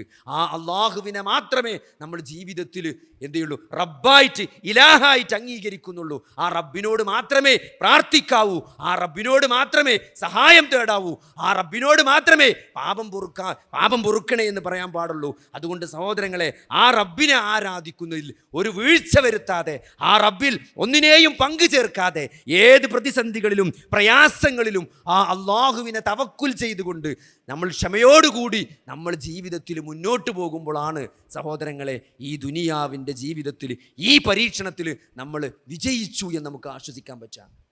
ഓരോ പ്രയാസം വരുമ്പോഴും നമ്മൾ ജയിച്ചിട്ടുണ്ടോ തോറ്റിട്ടുണ്ടോ എന്ന് അറിയണമെങ്കിൽ നമ്മൾ അള്ളാഹു നമ്മളുമായിട്ടുള്ള ബന്ധത്തിന് എന്താണ് സംഭവിച്ചത് എന്ന് നമ്മൾ പരിശോധിച്ചാൽ മതി. ഒരു ചെറിയ പ്രയാസം ഉണ്ടായപ്പം നമ്മളെ നിസ്കാരം കുറഞ്ഞു, നമ്മളെ ഓത്ത് കുറഞ്ഞു, നമ്മളെ ദിക്റുകൾ കുറഞ്ഞു, നമ്മൾ അള്ളാഹുവിൽ നിന്ന് അകലുകയാണ് ചെയ്തിട്ടുള്ളെങ്കിൽ അതൊരു പരീക്ഷണമാണ്. ആ പരീക്ഷണത്തിൽ നമ്മൾ പരാജയപ്പെട്ടുകൊണ്ടിരിക്കുകയാണെന്നാണ്. അതെന്താണെങ്കിലും, നിങ്ങൾക്ക് ജോലി നന്നായി, ദുനിയാവ് കൂടിയപ്പം ഖുർആനോത്ത് കുറഞ്ഞോ, നിങ്ങളെ സുന്നത്ത് നമസ്കാരം പോയോ, തഹജ്ജുദ് നഷ്ടപ്പെട്ടോ, സഹോദരങ്ങളെ ആ ദുനിയാവ് പരീക്ഷണമാണ്. ആ പരീക്ഷണത്തിൽ പരാജയത്തിലേക്കാണ് പോയിക്കൊണ്ടിരിക്കുന്നത് എന്നതിൻ്റെ വ്യക്തമായ സൂചനയാണ്. അതല്ല ഒരു നിങ്ങൾ ദുനിയാവ് കൂടുതൽ കിട്ടി, നിങ്ങൾ കൂടുതൽ സ്വതക്ക ചെയ്തു, നിങ്ങൾ കൂടുതൽ സുന്നത്ത് നമസ്കരിക്കാൻ തുടങ്ങി, നിങ്ങൾ കൂടുതൽ ഖുർആൻ ഓതാൻ തുടങ്ങി, നിങ്ങൾ കൂടുതൽ ഖുർആൻ പഠിക്കാൻ തുടങ്ങി, നിങ്ങൾ കൂടുതൽ സ്വതക്കയും സകാത്തും കൊടുത്തു, നിങ്ങൾ കൂടുതൽ ഔദാര്യവാനായി, നിങ്ങൾ കൂടുതൽ കാരുണ്യം കാണിക്കാൻ തുടങ്ങിയെങ്കിൽ ആ പരീക്ഷണം നിങ്ങൾക്ക് പോസിറ്റീവാണ്. നിങ്ങൾ അല്ലാഹുവിലേക്ക് കൂടുതൽ അടുത്തു, ആ പരീക്ഷണത്തിൽ നിങ്ങൾ വിജയിച്ചു കൊണ്ടിരിക്കുന്നു എന്നാണ് മനസ്സിലാക്കേണ്ടത്. അതുകൊണ്ട് ഇത് വളരെ സിമ്പിളാണ്. ഇതിൽ കുറേ, ഈ ദീൻ എന്നുള്ളത് ഏറ്റവും ലളിതമാണ്, അല്ലേ? ലളിതമാണ്. മതം എന്നുള്ളത് ഒരു പ്രയാസമില്ല. 5 നേരം നിങ്ങൾ ആലോചിച്ച് നോക്കി, ഈമാൻ ഇങ്ങനെ ഡൗൺ ആകുമ്പോൾ ഞാൻ എപ്പോഴും ആലോചിക്കും, തിരക്കൊക്കെ കൂടി കുറേ ഓപ്പറേഷനൊക്കെ കൂടി ആകുമ്പം ഞാൻ എപ്പോഴും അങ്ങനെ ആലോചിച്ചാൽ, ഇപ്പം ഇന്നലെ ഓതിയിട്ടില്ല, മിഞ്ഞാന്ന് ഓതിയിട്ടില്ല, പടച്ചോനെ നമ്മൾ ദുനിയാവ്, നമ്മളെ ജീവിതം നഷ്ടത്തിലേക്കാണല്ലോ പോകുന്നു തോന്നുമ്പോഴും ആകെയുള്ളൊരു ആശ്വാസം തരങ്ങൾ 5 നേരത്തെ നിസ്കാരമാണ്. ഒരു മിനിമം 5 നേരം പള്ളിയിൽ പോയിട്ട് നമ്മൾ നിസ്കരിച്ചാൽ സഹോദരങ്ങളെ ഒരു മിനിമം ദീനും നമുക്ക് പിടിച്ചു നിൽക്കാൻ പറ്റും. എത്ര തിരക്കുണ്ടെങ്കിലും 5 നേരത്തെ നിസ്കാരം പള്ളിയിൽ പോയി നിസ്കരിക്കുക എന്നുള്ളത്, അതിലൊരു കോംപ്രമൈസ് വരുത്താതിരിക്കുക എന്നുള്ളത്, അത് നിങ്ങൾ ആലോചിക്കുക. ഏത് തിരക്കിലും അത് നിലനിർത്താൻ പറ്റുന്നത് നമസ്കാരം 5 നേരത്തെ നമസ്കാരം നിശ്ചയിച്ച അള്ളാഹുവിന് സർവ്വസ്തുതിയും. അത് വല്ലാത്തൊരു അനുഗ്രഹമാണ് അള്ളാഹിനെ ഓർക്കാനുള്ളത്, അല്ലേ? രാവിലെയും വൈകുന്നേരത്തും ദിക്റുകൾ ഒരു 10 മിനിറ്റ് ഇരുന്നിട്ട് അത്യാവശ്യമുള്ള ദിക്റുകൾ ഓതുക എന്നുള്ളത്, ഒരു ദിവസം കുറച്ചെങ്കിലും ഒരു 4-5 ആയത്തെങ്കിലും അർത്ഥറിഞ്ഞിട്ട് ഓതി അത് ഉൾക്കൊള്ളാൻ തയ്യാറാകുക എന്നുള്ളത്. എവിടേക്കാണ് സഹോദരങ്ങളെ നമ്മൾ ഓടിക്കൊണ്ടിരിക്കുന്നത്? ഈ ദുനിയാവ് ഒരു വഞ്ചനാ ചരക്ക് മാത്രമാണ്, ഒരു വഞ്ചനാ ചരക്ക്. ഇത് നമ്മളെ കബളിപ്പിക്കും, ഇത് വഞ്ചനയുടെ മുതലാണ്, ഇത് വഞ്ചിക്കാൻ മാത്രമുള്ളതാണ്. അത് തിരിച്ചറിഞ്ഞിട്ടില്ലെങ്കിൽ, അല്ലേ? ഈ ദുനിയാവിനെ പറ്റി എന്താ പറഞ്ഞത്? അത് നമ്മളൊരു വഴിയാത്രക്കാരനെ പോലെയാണ് ആയിരിക്കണം. ഇബ്നു ഉമർ റളിയല്ലാഹുവിനോട് അള്ളാഹുവിൻ്റെ റസൂൽ പറയാണ്, നീ ദുനിയാവിൽ ഒരു വഴിയാത്രക്കാരനെ പോലെയാകണം എന്ന് പറയുമ്പോൾ നിങ്ങൾ ആലോചിച്ച് നോക്കി. നമ്മൾ ഒരു പേപ്പർ ശരിയാക്കാൻ വേണ്ടി തിരുവനന്തപുരത്തേക്ക് പോയി അവിടെ എന്താ ചെയ്യുക? പേപ്പർ ശരിയായില്ല, നമ്മൾ വിചാരിച്ച പേപ്പർ ശരി. നമ്മളോട് പറഞ്ഞു നാളെ ക്ലർക്ക് ലീവാണ്, നാളെ വരും, ഏകദേശമൊക്കെ സെറ്റാണ്, നാളെ ഓർഡർ അടിച്ച് തരും എന്ന് പറയുമ്പോൾ നമ്മളെന്താ ചെയ്യുക? ഏതായാലും ഇവിടെ നിൽക്കുക, ഒരു റൂം എടുക്കാൻ പോവും, അല്ലേ? സെക്രട്ടേറിയറ്റിൻ്റെ അടുത്ത് ഏറ്റവും വില കുറഞ്ഞ റൂം ഏതാ നോക്കി നമ്മൾ പോവും. നമ്മൾ എന്തേ നോക്കുള്ളൂ? കിടക്കാൻ സ്ഥലമുണ്ടോ, നല്ലൊരു ബാത്റൂം ഉണ്ടോ എന്നേ നമ്മൾ നോക്കുള്ളൂ. നമ്മൾ വലിയ റൂമൊന്നും എടുക്കൂല, അല്ലേ? അങ്ങനെ എടുത്ത ഒരു റൂമിൽ നിങ്ങൾ കിടക്കണ ആലോചിച്ച് നോക്കി. നാളെ നമുക്ക് പേപ്പർ കിട്ടും, നാളെ തിരിച്ച് KSRTC ട്രെയിൻ തൽക്കാലം കിട്ടുമോ നോക്കി, അത് കിട്ടുമെങ്കിൽ അങ്ങനെ പോരും, എങ്ങനെയൊക്കെ മാർഗമുണ്ട്, അല്ലെങ്കിൽ തിരുവനന്തപുരത്ത് ബസ്സുണ്ടോ നോക്കും. ഒക്കെ സെറ്റാക്കിയിട്ട് നമ്മൾ ആ റൂമിൽ ഇങ്ങനെ കിടക്കുമ്പം അതിൻ്റെ ചുമരൊക്കെ ഇങ്ങനെ കേടുന്നത്. നമ്മൾ ആരെങ്കിലും ആ ചുമര് നന്നാക്കണതിനെ പറ്റി ആലോചിക്കലുണ്ടോ? അല്ലേ? ആ പെയിൻ്റൊക്കെ മോശമാണല്ലോ, ഇനി ഇവിടെ പെയിൻ്റ് അടിച്ചണമെന്ന് നമ്മൾ ആലോചിക്കുമോ? കാരണം എന്താ? നമ്മൾ നാളെ പോകും, നമ്മളെ പേപ്പർ നാളെ കിട്ടും, നമ്മൾ നാളെ പോകും, നാളെ വേറെ ആരെങ്കിലും ഒന്ന് ഇവിടെ നിൽക്കും, നമ്മളെന്തിനപ്പോൾ ഇത് നോക്കണ്? അതേപോലെയാണ് സഹോദരങ്ങളെ ദുനിയാവ്. ഒരു വഴിയാത്രക്കാരന് ഒരു സ്ഥലത്ത് ഇറങ്ങി ഇങ്ങനെ വിശ്രമിക്കുമ്പോൾ, ഒരു സ്ഥലത്ത് കാറിൽ നമ്മൾ വന്ന് ഫോണിൻ്റെ അടിയിൽ ഒന്ന് ചായ കുടിച്ചാന്ന് കണ്ട് ഒരു ചായ കുടിച്ചാൻ ഇറങ്ങിയിട്ട് നമ്മൾ ആ ചായ കുടിക്കുമ്പം ആ പുറത്തുള്ള പരിസരത്തോട് നമുക്ക് എന്ത് മാത്രം ബന്ധമുണ്ടാകും? ആ ഒരു ബന്ധമാണ് ഒരു വിശ്വാസിക്ക് ദുനിയാവിനായിട്ടുള്ളത്. ദുനിയാവ് വേണ്ട നല്ല സഹോദരങ്ങളെ. ദുനിയാവ് ഒരിക്കലും ആഖിറത്ത് നഷ്ടപ്പെടുത്തുന്ന രൂപത്തിലേക്ക് ഇടപെടാൻ സമ്മതിക്കരുത് എന്ന് നമ്മൾ മനസ്സിലാക്കുക. നമ്മുടെ ടാർഗറ്റ് ആഖിറത്താണ്, അല്ലേ? വൽ ആഖിറത്തു ഖൈറും വ അബ്ക. എല്ലാ വെള്ളിയാഴ്ചയും സൂറത്തു അഅല ഓതുകയാണ്. വൽ ആഖിറത്തു ഖൈറും വ അബ്ക, ഖൈറും വ അബ്ക, ഖൈറും വ അബ്ക. ആഖിറത്താണ് ഏറ്റവും ഖൈറായിട്ടുള്ളത്, എന്നെന്നും ബാക്കിയാകുന്നത് ആ ആഖിറത്താണ് എന്ന് നിരന്തരം ഓർമ്മിക്കാണ്. വഫിൽ ആഖിറത്തി ഖൈറുൻ വൽ ആഖിറത്തു ഖൈറും വ അബ്ക. എന്നിട്ടോ ഫി സുഹഫി ഇബ്രാഹീമ വ മൂസ. അതന്നെയാണ് മൂസൻ്റെയും ഇബ്രാഹിമിൻ്റെയും ഏടിലുള്ളത്. ഈ പ്രവാചകന്മാർ പ്രബോധനം ചെയ്ത ഏടുകളിൽ മുഴുവനുള്ളത് അതാണ്. ഈ ദുനിയാവ് ബാക്കിയാവില്ല, ആഖിറത്താണ് ബാക്കിയാകണത്. അതുകൊണ്ട് ആ ആഖിറത്തിനു വേണ്ടി പണിയെടുത്തോളി മക്കളെ എന്നതാണ് സഹോദരങ്ങളെ. അള്ളാഹുവിനെ നിങ്ങൾ സ്നേഹിക്കുന്നുണ്ട്, അള്ളാഹുവിനെയാണ് എനിക്കിഷ്ടമെന്ന് നിങ്ങൾ പ്രഖ്യാപിക്കുന്നുണ്ടെങ്കിൽ നിങ്ങൾ മനസ്സിലാക്കേണ്ടത് ആഖിറത്താണ് ബാക്കിയാകുന്നത്. അതുകൊണ്ട് ആ ആഖിറത്തിലെ ഏറ്റവും വലിയ സന്തോഷം എന്താ? ആ റബ്ബിനെ കാണുക എന്നുള്ളതാണ്. ഈ രണ്ട് കണ്ണുകൾ കൊണ്ട് നാളെ 14-ാം രാവിലെ ചന്ദ്രനെ കാണുന്നത് പോലെ ഒരു മറയില്ലാതെ അള്ളാഹുവുമായി സംസാരിക്കുന്ന, അള്ളാഹുവിനെ കാണുന്ന ഒരു ഏറ്റവും സന്തോഷകരമായ ഒരു വിശ്വാസിയുടെ ഏറ്റവും വലിയ സന്തോഷം എന്ന് പറയുന്നത് നാളെ പരലോകത്ത് റബ്ബിനെ കാണലാണ്. ആ കാണാനുള്ള ഭാഗ്യം ഉണ്ടാകണമെങ്കിൽ പടച്ചോനെ സ്നേഹിച്ച് പടച്ചോൻ പറഞ്ഞ കാര്യങ്ങളിൽ ഒരു കോംപ്രമൈസും വരുത്താതെ. എന്തൊക്കെ ദുനിയാവിൽ നഷ്ടങ്ങളുണ്ടായി, ഒരു വീട് വെക്കാൻ പറ്റില്ല, ആരും കടം തന്നില്ല, വാടക വീട്ടിൽ കിടന്ന് മരിക്കേണ്ടി വന്നു. ഒരു സങ്കടമില്ല സഹോദരങ്ങളെ. വാടക വീട്ടിൽ കിടന്ന് മരിച്ചാൽ നാളെ പരലോകം നഷ്ടപ്പെടൂല. നാളെ ഖബറിലെ ചോദ്യം നീ സ്വന്തമായ പൈസ കൊടുത്ത വീട്ടിലാണോ വാടക വീട്ടിലാണോ കിടന്നത് എന്നല്ല ഖബറിൽ ചോദിക്കുക എന്താണ്? അല്ലേ, നിങ്ങൾക്ക് സ്വന്തമായിട്ട് വീടുണ്ടായിരുന്നോ അല്ലേ എന്നല്ല ഖബറിൽ ചോദിക്കുക. സഹോദരങ്ങളെ, ഖബറിൽ എൻ്റെ റബ്ബാരാണ്, എൻ്റെ പ്രവാചകനാരല്ലേ, എൻ്റെ ഇമാമാരാണ്, എൻ്റെ നബി ആരാണ് എന്ന ചോദ്യമാണ്. മുർസലുകൾക്ക്, ദൈവദൂതന്മാർക്ക്, മുർസലീകൾക്ക് എന്തുത്തരമാണ് ജീവിതം കൊണ്ട് നൽകിയത് എന്ന് മാത്രമാണ് ഏറ്റവും പ്രസക്തമായ ചോദ്യം. അതുകൊണ്ട് അതിന് നമ്മൾ മറുപടി പറയേണ്ടത് ജീവിതത്തിലൂടെയാണ്. അതുകൊണ്ട് സഹോദരങ്ങളെ, അതിലൊരു വീഴ്ച വരുത്താതിരിക്കുക എന്നുള്ളതാണ്. അതിന് നമുക്ക് ഒരു തടസ്സം ഉണ്ടാകാൻ പാടില്ല. ഒരു തടസ്സം അള്ളാഹുവിൻ്റെ ദീൻ അനുസരിക്കുന്നതിൽ, അതേത് കാര്യത്തിലാണെങ്കിലും അതിന് ഓരോന്നിനും ഓരോ ഇമ്പോർട്ടൻസ് ഉണ്ട്. ദീനിനെ നമ്മൾ മനസ്സിലാക്കേണ്ട കാര്യങ്ങളും, ദീനിനെ നിങ്ങളോട് പറയാനുള്ള ഒരു പോയിന്റ് അതാണ്, പറഞ്ഞ് അവസാനിപ്പിക്കുകയാണ്. ദീനിനെ തല കുത്തനെ മനസ്സിലാക്കരുത്. ഒരു സ്ത്രീ വന്നിട്ട് അബോർഷൻ നടത്തി തരാൻ പറ്റുമോ എന്ന് ചോദിക്കുകയാണ്. നിങ്ങൾ ആലോചിച്ച് നിങ്ങൾ മനസ്സിലാക്കുക. ദീനിനെ തല കുത്തനെ മനസ്സിലാക്കണതിനെ ഒരു ഉദാഹരണം പറയണം. അബോർഷൻ നടത്തി തരണം. അപ്പോൾ അതിനെന്തെങ്കിലും ചെയ്യാൻ പറ്റുമെന്നാണ്. അപ്പം എന്തിനാണ് അബോർഷൻ നടത്തുന്നത് ചോദിച്ചപ്പം ഹജ്ജിന് കിട്ടിയിട്ടുണ്ട്, ഹജ്ജിന് പോകാൻ വേണ്ടിയിട്ടാണ്. എന്താ ഇപ്പം കഥ? ചില ആൾക്കാർ നോമ്പിന് കാണാൻ പള്ളിക്ക് സ്ഥിരമായിട്ട് തറാവീക്ക് വന്നിട്ട് ഒറ്റയ്ക്ക് സ്കരിച്ചനാണ്, എന്നിട്ട് തറാവി ജമാഅത്തിന് കൂടണാണ്, അല്ലേ? തഹജ്ജുദ് സ്കരിച്ച് കാണ്ട് കടന്നുറങ്ങി സുബൈ പോകാറുണ്ട്. എന്താ ഇപ്പം അവസ്ഥ? അപ്പോൾ ദീനിനെ തല കുത്തനെ, ദീനിൽ അള്ളാഹുവും റസൂലും പ്രാധാന്യം കൽപ്പിച്ച കാര്യങ്ങളുണ്ട്. അതിൽ ഫർളിനാണ് മുൻഗണന. സുബൈ ജമാഅത്തായിട്ട് പങ്കെടുക്കണം, അല്ലേ? തഹജ്ജുദ് നിസ്കരിച്ചിട്ട് സുബൈ ജമാഅത്ത് പോകുക എന്ന് പറഞ്ഞാൽ അതെന്ത് ദീനാണ് സഹോദരങ്ങളെ? ഹജ്ജിന് പോകാൻ വേണ്ടി അബോർഷൻ നടത്തുന്ന എന്ത് ദീനാണ്? അപ്പം അതുകൊണ്ട് ദീനിനെ കൃത്യമായിട്ട് മനസ്സിലാക്കണം. ദീനിൻ്റെതായ ചില കാര്യങ്ങളുണ്ട്, ചില ഉസൂൽ, ചില അടിസ്ഥാനങ്ങളുണ്ട്. അപ്പോൾ ഫർളിനാണ് മുൻഗണന. ഫർളിൽ കോംപ്രമൈസ് വരുത്താൻ പാടില്ല. ഫർള് പൂർത്തിയാക്കിയിട്ടാണ് നമ്മൾ സുന്നത്തെടുക്കുക, അല്ലാതെ ഫർള് നഷ്ടപ്പെടുത്തിയിട്ടല്ല സുന്നത്തെടുക്കേണ്ടത്. അപ്പോൾ അതുകൊണ്ട് നമ്മൾ അള്ളാഹുവിൽ പങ്കു ചേർക്കുക എന്നുള്ളത് വലിയ പാപമാണ്. നിങ്ങൾ ആലോചിച്ച് നോക്കി, അള്ളാഹു എല്ലാം കാണും, അള്ളാഹു എല്ലാം കേൾക്കും എന്ന് പറയുന്ന ഒരാൾക്ക് എങ്ങനെയാണ് മൊയ്തീൻ ശൈഖ് കേൾക്കും, മൊയ്തീൻ ശൈഖ് കാണുമെന്ന് പറയാം? അല്ലേ? നമ്മൾ മമ്പറത്തേക്ക് പോവുക, അവിടുത്തെ കുരുത്തക്കെട് തട്ടും. ചില ആൾക്കാർ പറയും, ഈ കട്ടെടുത്തുകണോ ചോദിച്ചാൽ ഇത് അങ്ങനെ ചെയ്തുകണോ ചോദിച്ചാൽ വല്ലാഹി ഞാൻ ചെയ്തിട്ടില്ല, എന്നാ മമ്പറത്തെ തങ്ങളെ പാപ്പാൻ്റെ പേരിൽ സത്യം ചെയ്യാൻ അത് പറ്റൂല. അള്ളാന്റെ പേരിൽ വല്ലാഹി ഞാൻ എടുത്തിട്ടില്ല അറിയാം. നീ മമ്പുറത്ത് തങ്ങൾ പാപ്പാന്റെ പേരിൽ സത്യം ചെയ്യാൻ പറഞ്ഞാലോ ഓന് പേടിയാണ്, കുരുത്തക്കേട് ഇട്ടു. പഠിച്ചോന്റെ കുരുത്തക്കേട് ഓന് പേടിയില്ല. സഹോദരങ്ങളെ, ഇതല്ലാതെ പിന്നെ എന്താണ് ശിർക്ക്? അള്ളാഹുവിനെ മാത്രം ആരാധിക്കുക, അള്ളാഹുവിനെ കൊണ്ട് മാത്രം സത്യം ചെയ്യുക, അള്ളാഹുവിനെ മാത്രം നേർച്ച നേരുക. ഇതന്നെയാണ് തൗഹീദ് എന്ന് പറഞ്ഞാൽ. അള്ളാഹുവിനെ മാത്രമേ എൻ്റെ ജീവിതത്തിൽ ഇപ്പോൾ വണ്ടി കൊണ്ടുപോയിക്കാണ്ട് എന്താണ് പുതിയ വണ്ടി എടുത്തിക്കണ്, എന്നിട്ട് ജാറത്തിൻ്റെ അവിടെ കൊണ്ടുപോയി ഒരു പച്ച തുണിയൊക്കെ ഇട്ട് മൂടുക. ബൈക്കുമേലൊക്കെ ഉണ്ട് ഒരു സാധനം കെട്ടി വെച്ചിക്കണ്. ചില ആൾക്കാരെ ബൈക്കുമ്മ കാണാൻ ഒരു കെട്ട്, ജാറത്ത് കൊണ്ടുപോയിക്കാണ്ട് എന്തൊരു സാധനം കെട്ടിയിരുന്നു. Bike accident ആകാതെക്കാം. എന്താ ഇപ്പോൾ ബൈക്ക് ആക്സിഡൻ്റ് ആകാതെക്കാം? എന്നിട്ട് അത് തിരിച്ചു വരുമ്പോൾ ആക്സിഡൻ്റ് ആയി. അപ്പോൾ കളിയാക്കിയപ്പം പറയാണ് ആ ബജ്ജിന് വെച്ച ആൾക്കാർ മരിച്ചില്ലേ. ഹായ്, എന്താ മറുപടി? ജാറത്തുനിന്ന് കെട്ടി വന്ന ബൈക്ക് ആക്സിഡൻ്റ് ആയതിൻ്റെ മറുപടി എന്താണ്? ജാറത്തെ ഹജ്ജിന് മുമ്പുള്ള ആൾക്കാർ മരിച്ചണില്ലേ. സഹോദരങ്ങളെ, ഇതന്നെയാണ് പരീക്ഷണം എന്ന് പറയുന്നത്. അതുകൊണ്ട് അള്ളാഹുവിനെയും റസൂലിനെയും നമുക്ക് എന്ത് ചെയ്യാൻ പറ്റും? അതിന് കൊടുക്കേണ്ട വില നമ്മൾ കൊടുക്കണം. അള്ളാഹുവിനെ മാത്രം ആരാധിക്കുക എന്നുള്ളത്, അള്ളാഹുവിൻ്റെ റസൂലിൻ്റെ കൽപ്പനകളെ നമ്മൾ അനുസരിക്കുക എന്നുള്ളത്. അതിനെന്താ നിങ്ങൾ അനുസരിക്കാൻ പറ്റിയിട്ടില്ലെങ്കിൽ അതിന് നമ്മൾ തൗബ ചെയ്യുക, അല്ല പശ്ചാത്തപിക്കുക എന്നല്ലാതെ അതിനൊരിക്കലും ന്യായീകരിക്കാൻ പോകരുത്. അത് വലിയ തെറ്റാണ്. കാരണം അള്ളാഹിൻ്റെ റസൂലിൻ്റെ കൽപ്പന ധിക്കരിക്കുക എന്ന് പറഞ്ഞാൽ അത് തെറ്റാണ്. നേരെ മറിച്ച് ആ ധിക്കാരത്തെ ന്യായീകരിക്കുക എന്നുള്ളത് അത് കുഫറാണ് അല്ലേ?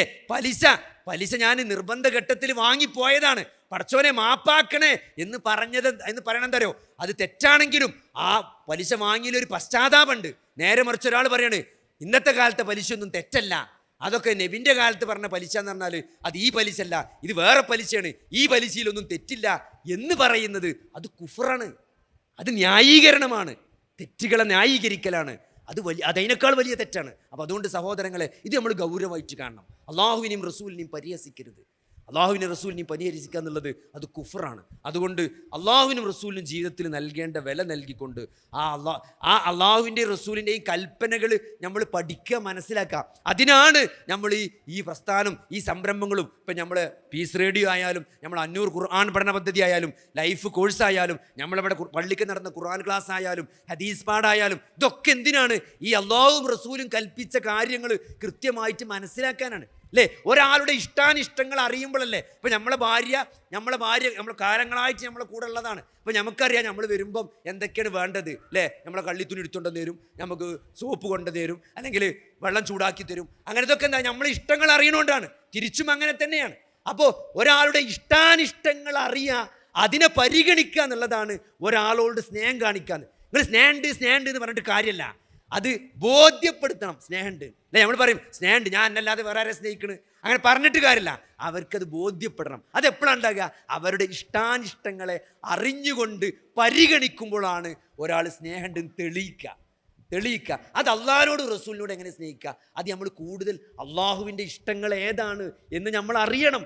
അള്ളാഹുവിന് ഇഷ്ടമുള്ള കാര്യങ്ങൾ എന്തൊക്കെയാണ് നബി പഠിപ്പിച്ചത് എന്ന് നമ്മൾ അറിയണം. അള്ളാഹുവിന് ഇഷ്ടമില്ലാത്ത കാര്യങ്ങൾ എന്തൊക്കെയാണ്, പ്രവാചകന് ഇഷ്ടമില്ലാത്ത കാര്യങ്ങൾ എന്തൊക്കെയാണ്, അത് നമ്മൾ പഠിക്കണം, അത് നമ്മൾ മനസ്സിലാക്കണം. അതിനാണ് സഹോദരങ്ങളെ ഈ ദീനിൻ്റെ പഠന സംരംഭങ്ങൾ മുഴുവനും. നിങ്ങൾ ആലോചിച്ച് നോക്കി, ഇമാം ബുഖാരി ഒരു ജീവിതകാലം മുഴുവൻ ഇമാം ബുഖാരി സഹീഹുൽ ബുഖാരി എഴുതാൻ വേണ്ടി ചെലവഴിച്ച സമയം അല്ലേ? അത് തേടി പിടിച്ച് കണ്ടെത്തി, അത് റൗദാ ഷരീഫിൽ പോയിട്ട് ഓരോ ഹദീസിനും 2 റക്അത്ത് ഇസ്തിഖാറത്ത് നിസ്കരിച്ചു എന്നാണ്. നിങ്ങൾ ആലോചിച്ച് നോക്കി, ഓരോ ഹദീസും എഴുതുന്നതിന് മുമ്പ് അദ്ദേഹം 2 റക്അത്ത് ഇസ്തിഖാറത്ത് നിസ്കരിച്ചു. അപ്പോൾ എത്ര റക്അത്ത് ഇസ്തിഖാറത്ത് നിസ്കരിച്ചിട്ടുണ്ടാവും? അങ്ങനെ എഴുതിയ ഹദീസ് ഗ്രന്ഥമാണ് ബുഖാരി. ഇന്നും ആളുകൾ അത് വായിക്കുന്നു, ഉൾക്കൊള്ളുന്നു. അതിന് കിട്ടുന്ന പ്രതിഫലം എത്രയാണ് സഹോദരങ്ങളെ. അപ്പം അതുകൊണ്ട് ആ അറിവ് അത് നേടാൻ അതൊക്കെ ചെയ്തു വെച്ചത് എന്തിനാണ്? ഇതൊക്കെ വായിക്കാനും പഠിക്കാനും പ്രയോഗവൽക്കരിക്കാനും പ്രബോധനം ചെയ്യാനും മറ്റുള്ളവർക്ക് എത്തിച്ചു കൊടുക്കാനും. ഈ പ്രകാശത്തെ അത് അള്ളാഹു നിലനിർത്തും. നമുക്കതിൽ എന്ത് പങ്കുണ്ട് എന്നാണ്. എന്ത് ചെയ്യാൻ പറ്റും സഹോദരങ്ങളെ? നമുക്ക് എഴുതാൻ പറ്റുമോ? എഴുതാം. നമുക്ക് പറഞ്ഞു കൊടുക്കാൻ പറ്റുമോ? പറഞ്ഞു കൊടുക്കാം. ഒന്നും പറ്റില്ലെങ്കിൽ ഒരു പീസ് റേഡിയോൻ്റെ ലിങ്കെങ്കിലും നമുക്ക് അയച്ചു കൊടുക്കാം. അറിയാത്തമാർക്ക് അതൊന്ന് ഇൻസ്റ്റാൾ ചെയ്ത് കൊടുക്കുക. നല്ല ആൻഡ്രോയിഡ് ഫോണൊക്കെ മക്കൾ കൊടുത്ത് എല്ലാ അമ്മമാരുടെ കയ്യിലുണ്ടാവും. ഒരു കല്യാണത്തിനോ തക്കാരത്തിനോ ഒക്കെ പോകുമ്പം ആ ആപ്പ് സ്റ്റോർ തുറന്നിട്ട് പീസ് റേഡിയോ ഇൻസ്റ്റാൾ ചെയ്ത് കൊടുത്തിട്ട് ഇതിങ്ങനെ ഓണാക്കാൻ പഠിപ്പിച്ചാൽ വെറുതെ ഇങ്ങനെ നിൽക്കണ നേരത്തെ സഹോദരങ്ങളെ ആ പൂനിലാവും അറിവുനിലാവും എന്നൊക്കെ പറഞ്ഞിട്ട് എന്തെങ്കിലും കേൾക്കേണ്ടി പകരം വിശാലമായ അള്ളാഹുവിൻ്റെ യഥാർത്ഥ യഥാർത്ഥ ഖുർആനിൻ്റെയും സുന്നത്തിൻ്റെയും യഥാർത്ഥ മൻഹജിൽ നിന്നുള്ള ആ അറിവ് പ്രവാചകൻ എങ്ങനെയാണോ സഹാബത്തിനെ പഠിപ്പിച്ചത്, സഹാബത്ത് എങ്ങനെയാണോ അത് താബീകൾക്ക് കാണിച്ചു കൊടുത്തത്, ആ മൻഹജനുസരിച്ച് ദീൻ പഠിക്കാനും മനസ്സിലാക്കാനുമുള്ള ഒട്ടനവധി സംരംഭങ്ങൾ സഹോദരങ്ങളെ, അത് നമ്മൾ പഠിക്കുക, മനസ്സിലാക്കുക, അത് പ്രബോധനം ചെയ്യുക. അല്ലാഹു സുബ്ഹാനഹു വ തആല അതിനുള്ള പ്രതിഫലം നമുക്ക് നൽകുമാറാകട്ടെ.